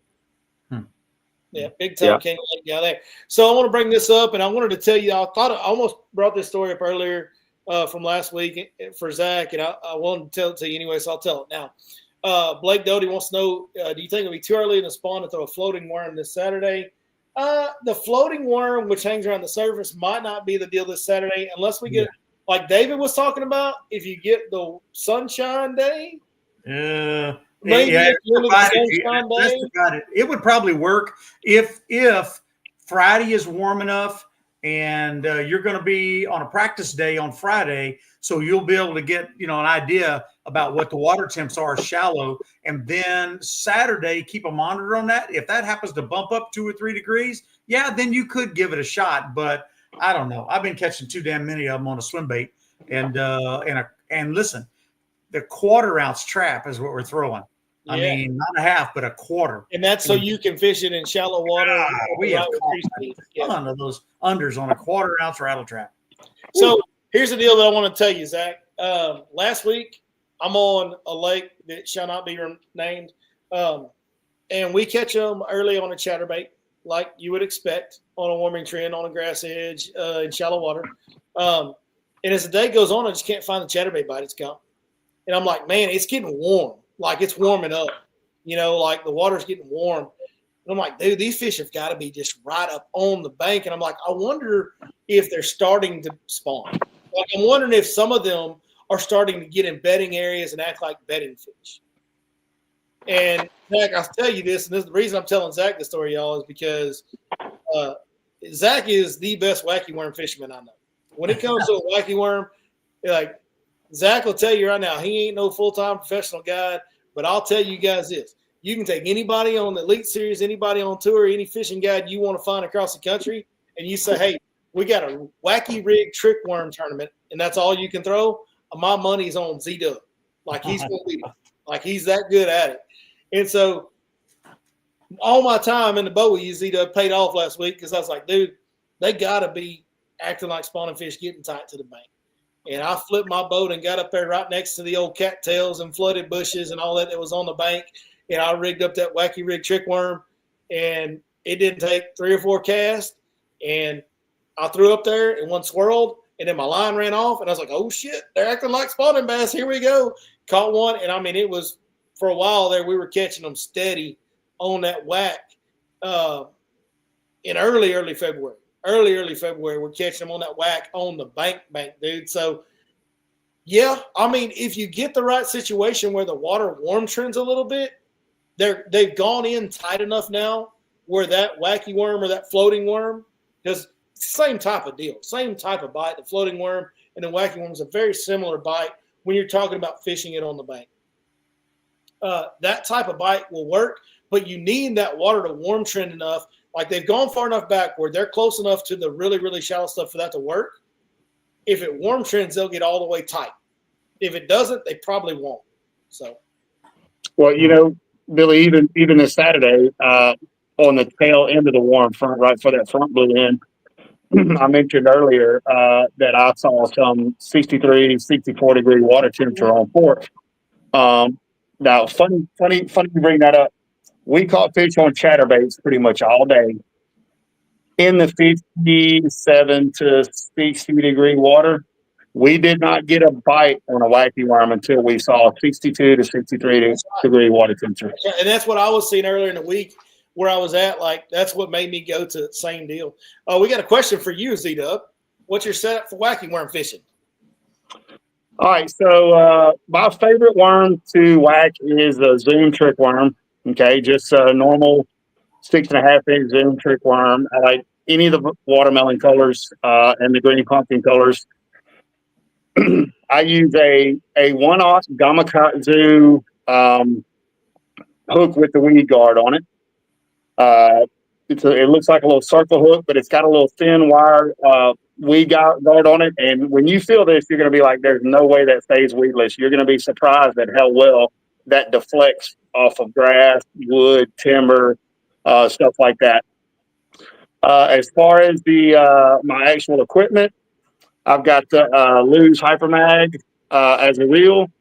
I've got a 7-foot medium fast, medium heavy. No, not medium heavy, just straight medium fast action casting rod. So I've always thrown wacky worm on a bait caster. I've never thrown it on the spin cast. And Ozio actually kind of got me doing this. He took me drop shot fishing one time, and I'd never done that before. And I watched him change his poles. You know, he was throwing 12-pound, 12-pound, 12-pound. We were getting a few bites. Hey, bud, we were getting a few bites here and there. And then Dave said, "I'm gonna try something." He dropped all the way down to 6-pound line. That was Seth. Seth? Yeah, getting home from work. Hello, Buck. I said, "What's up?" Anyway, Billy. Anyway, David dropped down to a pole that had 6-pound line on it, and boom, boom, boom, boom, start getting bit. Now, when it comes to wacky worms, I don't go to that extreme because I like to throw my wacky, and Billy will attest to this. Again, I will fish a wacky worm like most of the people on here will fish a jig or a Texas rig. I'll throw it up in the thickest brush you can find. I'll skip it as far as I possibly can up under a dock. I'll throw by stumps, trees. I fish it like a Texas rig. So I will go from 15-pound Seeger fluorocarbon down to 12-pound Seeger fluorocarbon, and that's about as low as I'll go. So that's my setup. Most of the time, I'll throw it on 12, also using a 6 to 12 line rated rod. Okay. Yeah. I like 12 on it. You can go 15. I like 12. Zach, did you talk about your rod? I stepped out for a second to. Yeah, I did. 7-foot medium fast action rod. Are you not throwing the one I gave you? Yeah. Yeah. The LGB. Are you throwing the 7-foot medium heavy or the 6'9" medium? No, it's a 7-foot. So when we talk about this, it says 7-foot medium heavy, but when you actually put it up there and start whacking it around, it has the action and the feel of a medium rod. So that's why it's in my head as a medium. Yeah. So I've got a good fast tip on it that I use a lot, and then I've got that 7-foot medium heavy that's just a little bit stiffer. And you can throw it on either one. You can throw it on either one. One thing I forgot to mention too, I'll take those little Lunker City nail weights, and I will cut them in half and put them in the head of my worm. That's right. Okay. So when I throw that wacky worm out there and it hits in the grass or on top of a brush pile, it's falling very slowly, head first, to where if it does have a bunch of sticks right here, that worm will still get down in there. It won't get hung, it ain't falling sideways where it'll get hung up on there. So it'll get down in the brush, get down in the grass where the fish are. Here's the deal. That's the Nico rig before the Nico rig. Like No. That's the Zico rig. When the Nico rig came out, I was like, that's not a Nico rig, dog. That's a Wacky worm. Like that's the Zico rig. Zico rig. Yeah. So we've been putting a nail weight. So now a Nico rig is where you screw a little weight in and you wacky rig the worm. Well, brother, that's the Nico rig. The way they advertise, it's a little bit heavier version, but we've been doing that for forever. Yeah. Listen, I'm not against the Nico rig. I just don't like the weight to it. I like my weight small. I like my worm falling slow as possible, but still staying in, at that vertical posture, right? Yeah. And also, when it does hit the bottom, it's not going to immediately just fall over. It's going to stick up. It's going to stick up and kind of wiggle its tail and very slowly, move over. Now, very important to point out, if I'm fishing less than 10 foot of water, I will cut the Lunker City nail weight in half and put it in there. If I'm fishing deeper than 10 foot of water, so if I'm fishing, especially on Rayburn, Toledo, you'll find some grass flats in 15, 16 foot of water out there. And if we're fishing that deep in some grass, I'll put the whole nail weight in there just to help it get down that deep. Yep. But 90% of the time, I got that nail weight cut in half. So I actually found some bigger Lunker City nail weights this year. And that's what I was going to say. I bought for fishing offshore. Yeah. And that's what I use. I use the big, they have a bigger nail weight in Lunker City. Then they have the small one. And I actually put them on a scale and weight them. And two of the small ones equal one of the big ones. Right. And anytime I'm fishing deeper than actually 8 foot, I'll use that bigger nail. But I set it up different. I use the crossover rig. Brandon Polinick's got that thing, and it's a rubber sleeve that's got a deal on top of it to where you can put the hook through there either perpendicular to the worm or parallel to the worm, either way you want it. All right. And so if I'm fishing around wood and junk like that, I will make it parallel with the hook point facing towards the front of the worm. All right. This rig is awesome. I mean, now that's part of it. But the next thing, I had a guy chase me out of Lake Fork, out of the restaurant one day. And he says, man, I need you to do something for me. And I said, what do you got? And he showed me he had packs of these hooks. They're called a Murado hook. It's a Japanese hook that is a light wire, very light wire circle hook. Man, you told me about these, and I still ain't seen them. Murado. And I need one size bigger than the one that he gave me, but he says that I'll guarantee you this. He says those three, that's a big one. So this is the bigger one I found, Z. Right. The 332nds, yeah. And the other one I use the 364s because I'm usually less than 6 foot of water. So what is the smaller one? What's the size on it? It's the 364s. Yeah. 364s. Okay. And I've got them both. We had a question about the size of the nail weight in the comment. That's why I went and got that. So yeah. So 364. So I got stories all about that. I mean, we used to fish wacky worms at Rayburn for years and years, and Kevin and wacky worm's been a thing on Rayburn for a long time. We won a lot of tournaments on Rayburn on a wacky worm over the years. Big bags too, 24, 25, 27 pound bags on a wacky worm. So nonetheless, anyway, but on this other rig, that Murado hook, this guy says that I guarantee you will not lose fish on this thing. And I was like, really? And so I was like, yeah. So it was right before I was going to Rayburn to fish the media championship. And so I was practicing during the get ready for championship, and the bite was a little bit tough. And I thought about that, and I said, you know what, I'm going to rig that up. So I rigged up a wacky worm. I put that hook on there, throw it out there, and naturally it's grass we're fishing over there. Well, I'm working this thing down the grass, and it wasn't hanging up in the grass at all. Next thing you know, I get a bite, and he says, the one thing you don't want to do with this hook is set the hook, all right? He said, what you do is you just lean into it and start reeling.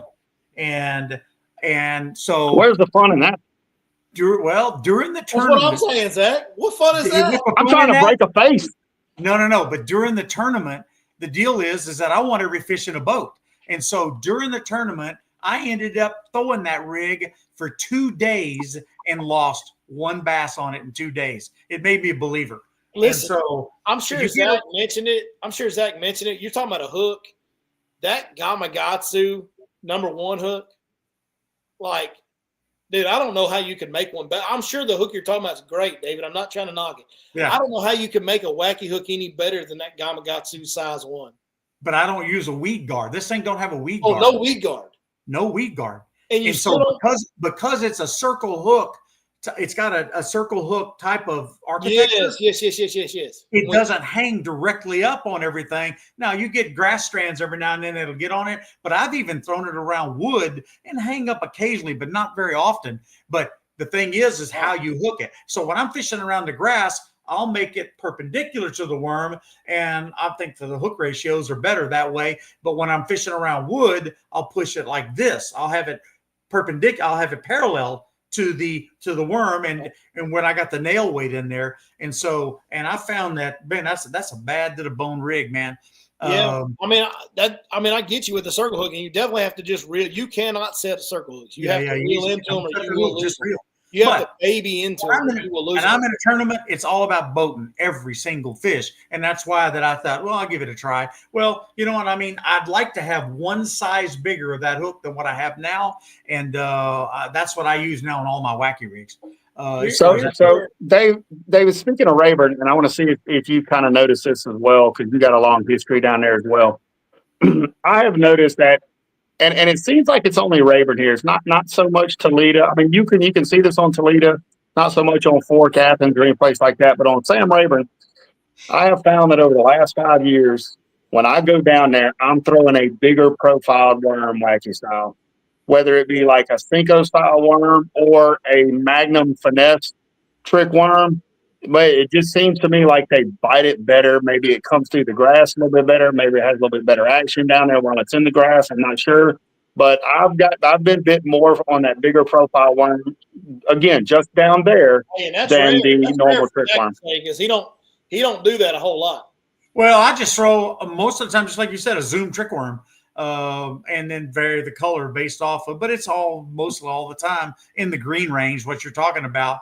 But even down there, for years and years and years, I mean, God dog it. I mean, watermelon candy red. I mean, you can make a living off that down there for all the years we threw. You still make a living off that. But the trick was where you threw it. Certain drains or a ditch, or certain places, I mean, where we would target with it. And I mean, it was just a no-brainer. I mean, we catch giants on that thing too. I mean, big fish. I've got 5 double digits that have come off a Wacky worm. So now, everybody says all the Wacky worm does is catch small fish. Well, yeah, it's going to catch a bunch of small fish, but it's going to catch some big ones too. But they say that about a drop shot too. And I've caught, I don't know how many over 10, 11 in a tournament on Fork. In one of those tournaments I got to fish, I had 1161 on a drop shot. Yeah, you say watermelon candy red, Zach. I got this when I was getting the nail weights. I wanted to show everybody this. So we're talking about trick worms, and that's one thing. But we all fish Cincos a lot, especially come up on spring. Like, I'll tell you, when fish start spawning, I do tend to throw a Cinco more Wacky than I do a trick worm in the spawn. I know, Zach, I know you don't, but that's okay. We all do different things. Right. But I had a guy send me some baits a while back, and I did a little unboxing. It's Cross Baits. They're from Lufkin. They're from the Rayburn area. I know the guy. Yeah, Danny Cross. Yeah, Danny Cross. I know him. Hey, he sent me the watermelon candy red Cinco, but I'm just going to tell you right now, that is the best action Cinco I've ever fished. He's got great colors. You can kind of see the color, how it's got the right translucence. It's got the good color to it. But hey, when you put this one in the water, like the old Yamamoto's, there we go.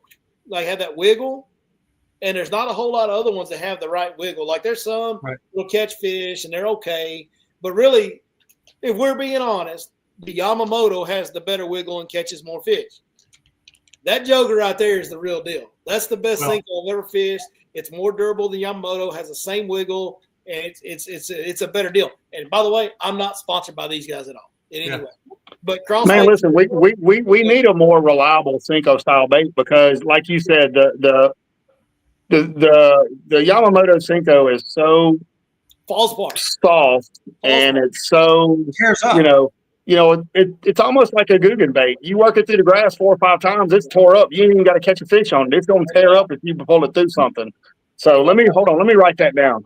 Cross baits. bait. Danny cross baits out of Lufkin, Texas. One thing that I also do is with the wacky worm like that is I'm in a tournament, and if we've got a decent limit going, then I will switch from a trick worm to a Cinco type bait and put it on there and still put the nail weight in the end of it, and I'll fish the bigger profile bait. Is what I normally will do in order to catch less fish, but I'll catch more fish. So we had somebody wanting to know the name of the hooks again for the wacky. So I'm going to go ahead, David, hold on to yours for a second. I know you had a Murado hook, circle hook. Yeah, Murado. The one that me and Zach use, and Zach turned me on to this hook, and I think it's, in my opinion, it's the best one. It does have a plastic weed guard that does a really good job of keeping it weedless. That's a Gamakatsu hook, isn't it? Yeah, it's a Gamakatsu. Yeah. It's called a Gamakatsu finesse wide gap weedless. That's Right. what it's called, and it's size number 1, not 1/0, but number 1. If you get the 1/0, it'll work, but the weed guard won't stay pinned as good, right, Zach? Yeah. So, what I found with the number 1 is that the weed guard will actually go down there. And what you want it to do is you want it to snap right underneath that barb, right? Catches the barb. Yeah.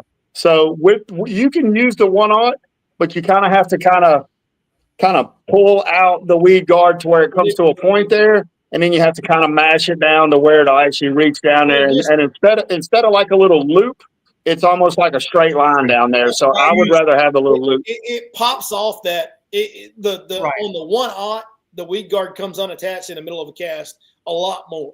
Like Yeah. the number 'Cause I 1 was using hardly the ever 3/0 does that. Here's the big thing, Zach, that I want to point out. It's a small hook. It's a very small hook, but it doesn't have a real thin wire.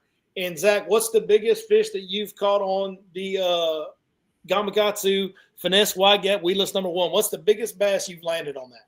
Over 12 pounds. Over 12 pounds.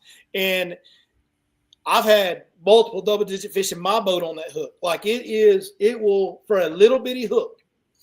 People see it all the time like, dude, that's a tiny hook. I'm like, hey, don't doubt that hook. That hook will get a big fish in the boat. That's the hook that me and Zach are using. Now, David's using something without a weed guard, circle hook design. You got the hook me and Zach are talking about. You fish it just like a Texas rig when you set the hook. You jack them and fight them just like a Texas rig. David's doing something different where you got to kind of reel into it with the Murado hook. Tell me about that one, David. What is it again? Yeah, it's a Murado, but it's a thin wire circle hook is what it is. And I've never broke one of those hooks because I'm using 12-pound line on it anyway, sometimes 15. But I mean, dang, it's a great hook. But the hook you're talking about too, I've used that hook. The thing I didn't really like about that hook was the fact that, okay, let's say for example, you got the shaft of the hook like this. The line tie is tipped this way, right? And it's got where the loop is. It's at this angle right here. It's not straight up. It's at. Let me do this better. It's like this, isn't it? The line tie? No. Isn't it bent over a little bit?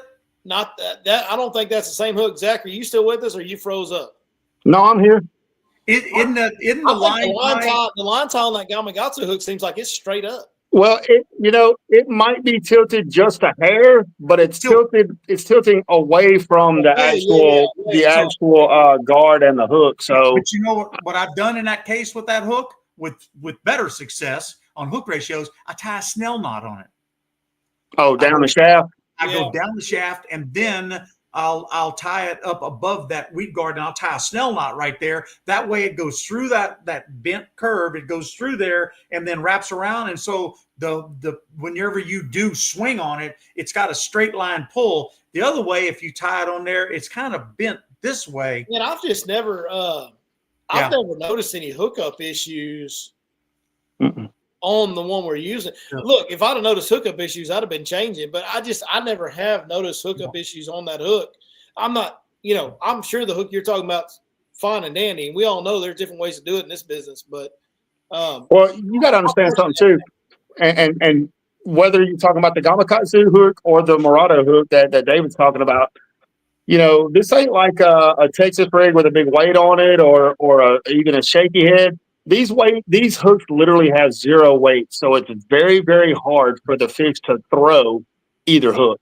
It's like once you get them pinned up good, they pretty much stay pinned up with either hook because there's no weight for them when they're slinging their head around to actually sling that bait out of their mouth. Like a line through swim bait. You just once you get them hooked, you land them because they don't have the resistance to throw. They don't have the leverage. They get leverage, but I still use a wacky worm. I use a wacky worm a lot still to date. I mean, it's in my finesse fishing repertoire, you might say, especially at Welch. I use it a lot at Welch, and I mean, it's a bad motorbike. I mean, all right. They want to know, can we post this worm, the crossbait Cinco? I will post this on Facebook and Instagram tomorrow. Since you asked that, I will do my best to remember that to post that. If not, just message me and remind me, and I'll send you a message and then I'll post it. But yeah. The crossbait Cinco, he calls it a sicko, whatever, but you know what it is. Crossbait Cinco. Danny Cross was our tournament director down at Rayburn Media. Billy, how many comes per bag? Does it say on there? 10 count. Oh, 10. Beautiful. Yep, 10 count. Yep. No, it's good. And I've got a couple missing out of here, obviously. But hey, the fact that there's only a couple missing says something. Yeah, for sure. It's frightening that Billy Lawson's doing a wacky rig. Bro, here's the thing. With a Cinco, with a Yamamoto Cinco, you don't even have to catch fish to burn through worms. Oh, yeah. You know what I mean? Sure. Like you can actually fish one for an hour and not catch a fish, and that worm's trash. Well, most of the time when I'm using I use a lot of Cincos that are Texas rigged with a 1/16 tungsten in the front of it, and I'll use a Yum Dinger or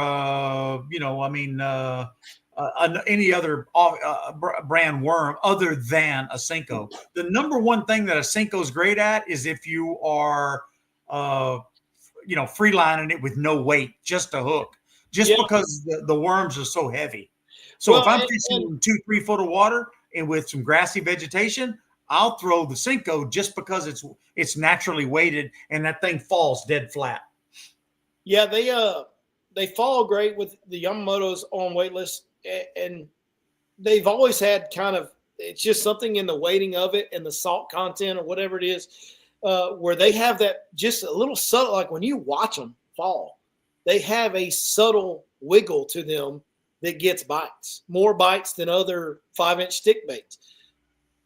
That's the first one I found that truly has like the wiggle. It's got the wiggle. And you'll see when you fish it, it's got the wiggle, but yet it's not a Yamamoto. So when you're fishing at Texas rig, like you're talking about with an 1/8 ounce weight or 16th ounce or 1/4 ounce, whatever weight, with a weighted Texas rig, yeah, dude, it doesn't matter.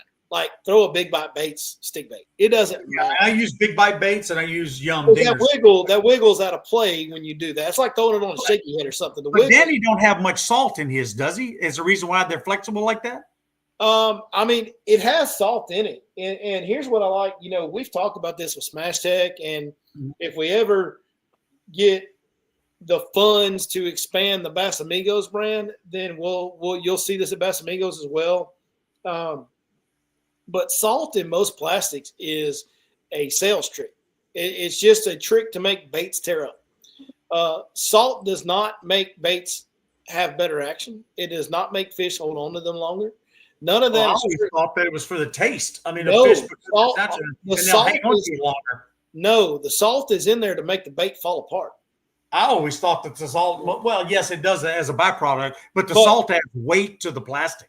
It adds weight. And so listen, the only bait that needs salt in it is a Cinco because it has to sink on a weightless hook. Other than that, if you're talking about a crawl bait, a creature bait, a lizard, a swim bait, every time you put salt in there, it deadens the action. Yeah. Well, that's what I say. That's why baits makes a bunch of baits that have no salt. Yeah. And the only other person that I know that does that is Smash Tech. And I know why Smash Tech does is because he catches more fish without salt. Yeah. And also the baits are a lot more durable without salt. So what's a better performing plastic bait? One with salt or one without? Well, without salt, it's a better performing bait. But I'm not going to sell as many because they don't tear up as much. So I respect the hell out of what I'm saying. I say all that to say this. I respect the hell out of Cross Baits because he's making baits the right way. He's making them the way that they'll catch more fish and be a better product for his customers without regard to his bottom line. And that needs some love from the fishing community because that is so rare. So rare. Yeah. Well, like I said, the only time I use a regular Cinco is when I'm throwing it weightless. And then any other time that I'm using a Texas rig or Wacky style, because I'm going to put a nail weight in the end of it anyway, I'll throw either a Yum Dinger or the other one, the Big Bite Baits. Billy, Ken Simpson had a pretty good question on there about which one? No, not that one, but I can address it. So he made a comment that he's used those number one Gamakatsu weedless wide gap hooks before, and he had an issue with the weed guard kind of spinning around and stuff like that. Ken, unfortunately, the answer is no. They will still spin on you. They will still slide down the shaft. Like, the first 3 or 4 fish you catch, your weed guard will be good, but as the day goes on, you're right. That weed guard will be spinning around backwards or be down at the bottom of your hook. Literally, all I do is I take my fingernail and slide it back up, or just take it and spin it back around and rehook it, and it's good to go. But no, they'll still do that on you. It's like they have a little epoxy coating on the threads around the shank when you first open the package, and after you've caught a few fish in their teeth, that'll pop off epoxy, and then they spin and move. Yep, that's true. So here's another. Ken's killing in the comments now. He said, if using a nail, talking about Cincos now, if using a nail weight, you don't need salt. I pour my Cincos and T-worm baits with no salt. Yeah, if you're using any type of weight on a Cinco, you don't need salt in it at all. There's no reason to add salt if you're using a weight. But what we're talking about, the reason you need salt in a Cinco is when you're fishing it on a weightless Wacky hook or a weightless CWG hook where you don't have weight. When you don't have the weight, you need the salt to make it sink. Yeah. That's it. That's the only reason you need salt in any soft plastic is to a Cinco when it's weightless to make it sink. Yeah. Other than that, you don't want it. It's bad for it. Yeah, because you'll twitch it and that heaviness of it, it'll bounce up like this and then it'll fall. It'll wiggle when it falls. It makes it right. That's what the bait does. But you got to be fishing it in the right area. I mean, I usually will fish it around grass or any kind of vegetation on the bank, and especially at certain times of the year also. But any other type of soft plastic, not only do you not need that, hell, you don't want it. It's bad for you. Like, if you think about it like this, like, let's say a baby brush hog. How much better would a baby brush hog be if all the appendages had more buoyancy and movement to them? Oh, yeah. It'd be better if you're, and we'd love to fish a baby brush hog on a Carolina rig, right? Well, I'd rather have that be more buoyant for sure. You know what I'm saying? Like all these baits that have been made with salt over the years would be better without salt. They all would be. I caught a lot of unders in the past 10 days using a baby brush hog. Yeah. And it would be even better if you make one without salt. I got more news for you than that. In one location I was sitting in, this was last Friday. I believe. And I watched these two guys in this one spot at 10:30 in the morning, and they're doubling every third cast. They're doubling up on unders. All right. And I wanted to get in that spot because Curtis and I did real well in a tournament there quite a few years ago, and I wanted to check it. Well, I couldn't get in there. And so they were throwing. And I mean, it was ridiculous how many fish they caught. So this was 10:30 in the morning. So we leave, we go, we fish other spots. I come back there at 5 o'clock. Those two guys are still in that spot. And I'm watching them double up again. They're throwing full size brush hogs. And and from a distance, I'm watching him throw. And I told the guy, my customer, I said, man, that looks like a brush hog flying through the air. And so after it got to be dark, and I was going to sit there until those guys came out and passed me. And I wanted to ask him how many. When he passed me, I said, y'all had to have caught 100. And he started laughing. He said, well, no, not quite that. Maybe 60 is what he said. And I was like, wow. Bull. I said, bull crap. I said, I know damn good and well you caught 100. You've been sitting there all damn day, and I don't know how many doubles I saw you guys have. So, but what was the whole point to this whole story was he was throwing a full size brush hog and still catching those unders, which was shocking to me that they bit. No, it'll catch the little ones. I've caught a bunch, like, back in the day, that used to be my deal, dude. Like a full size brush hog, not the baby, but the regular size brush hog used to kind of be my thing on fork. Well, the good thing about that was that you can catch an under, but if there happens to be a female roaming around there somewhere, you got a great chance to catch that. So I was sitting there thinking, wow, because I'm throwing baby brush hogs and throwing Cincos rigged the way that I want, and I thought, I haven't even caught a slot fish yet doing that, and I thought, well, but I didn't see him catch a slot fish either, on the bigger bait. So that made me know for sure that those slot fish hadn't really moved up yet, as far as that goes. It did definitely seem to be. It's like when it warmed up last week, everything happened so fast that it seemed to me there wasn't, like, the bigger ones did not quite, like, it seemed like remember back in the day, people would say, like, will the little ones move first, or like the males come in first? Like, that seemed to be what was going on last week. Like, It was a lot of the smaller fish got caught last week on the bank, and not a lot of people catching the bigger ones, which was kind of weird because in past when we've had early warming trends, like January warming trends, and this was first week of February warming trend, man, we've caught some really big fish on those warming trends, and that just didn't happen. Didn't happen for me. Didn't happen for anybody I know. Like, nobody was catching those big 8, 9, 10 pounders on that warming trend last week. It was kind of a weird deal. And the only thing I can think of is typically we get like a 2 to 4 day warming trend. Like, we get like the 3 or 4 day warming trend, and it warms up. But what happened last week was 7, 8, 9 days was just really wild. Really wild. Yeah. It seemed like the continuous warming made it warm so fast that the big ones didn't get there. I don't know. It was pretty weird, but we did catch our share on lizards too. I mean, throwing a Texas rig lizard with a 1/8 weight. Hey, that's old school, baby. And I mean, that's what Curtis and I did well in that tournament, and that's what we were throwing was Texas rig lizard in there. I mean, we smashed their ass. But I was using the lizard while I had those other guys using the brush hog, and I actually think the brush hog got more bites than I did on the lizard. But when I'm watching those guys, so then the next day I bring that guy on the guide trip. That guy wasn't sitting there, and I pulled in that same spot, and I had a watermelon. I mean, I had a green pumpkin magic brush hog on, and it was stupid. I mean, they bit it just like nobody's business. I was like, wow. The old full-size brush hog, it'll do it. So it'll do it. All right, listen. Going to bed. David's gone. The boss just came in. Said that's enough partying. Yeah, I was telling Zach, I live next door to my youngest daughter. And so they've got 2 of our grandkids. And so my wife spends all her time over there at their house. I mean, we took a section of the fence out. So now grandkids can go back door to back door. That's right. Heck yeah, I would too.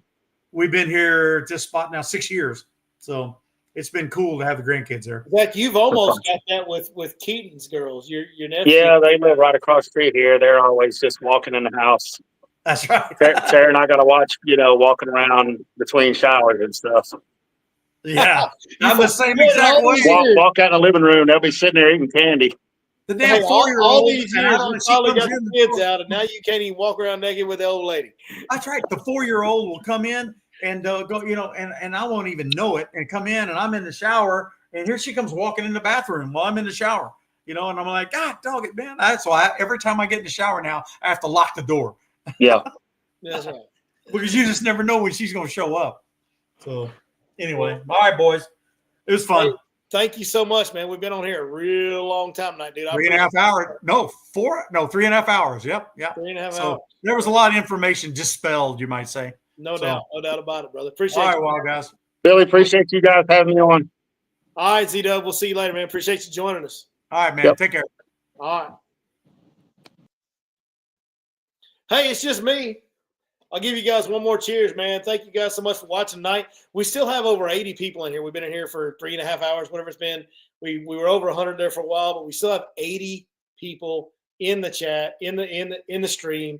That says a lot and means a lot. Just so y'all know, it really says a lot and means a lot. Can't thank you enough for everything you guys do to help us at Your Lake Fork Guide. If you need anything, if you need a guide trip, whatever you need, just holler at us at yourlakeforkguide.com or text us at 903. That's actually, look, right here. You can text this number right now, and it's 903-519-1542. I'm like the modern day bass version of Mike Jones. You remember 281-330-8004? Hit Mike Jones up on the low. Yeah, that's me, but with 903-519-1542 bass fishing hotline. Call the Batmobile and we'll send it out to help you. Yeah, thanks, man. Cheers, y'all. We'll see you next time right here on Your Lake Fork Guide.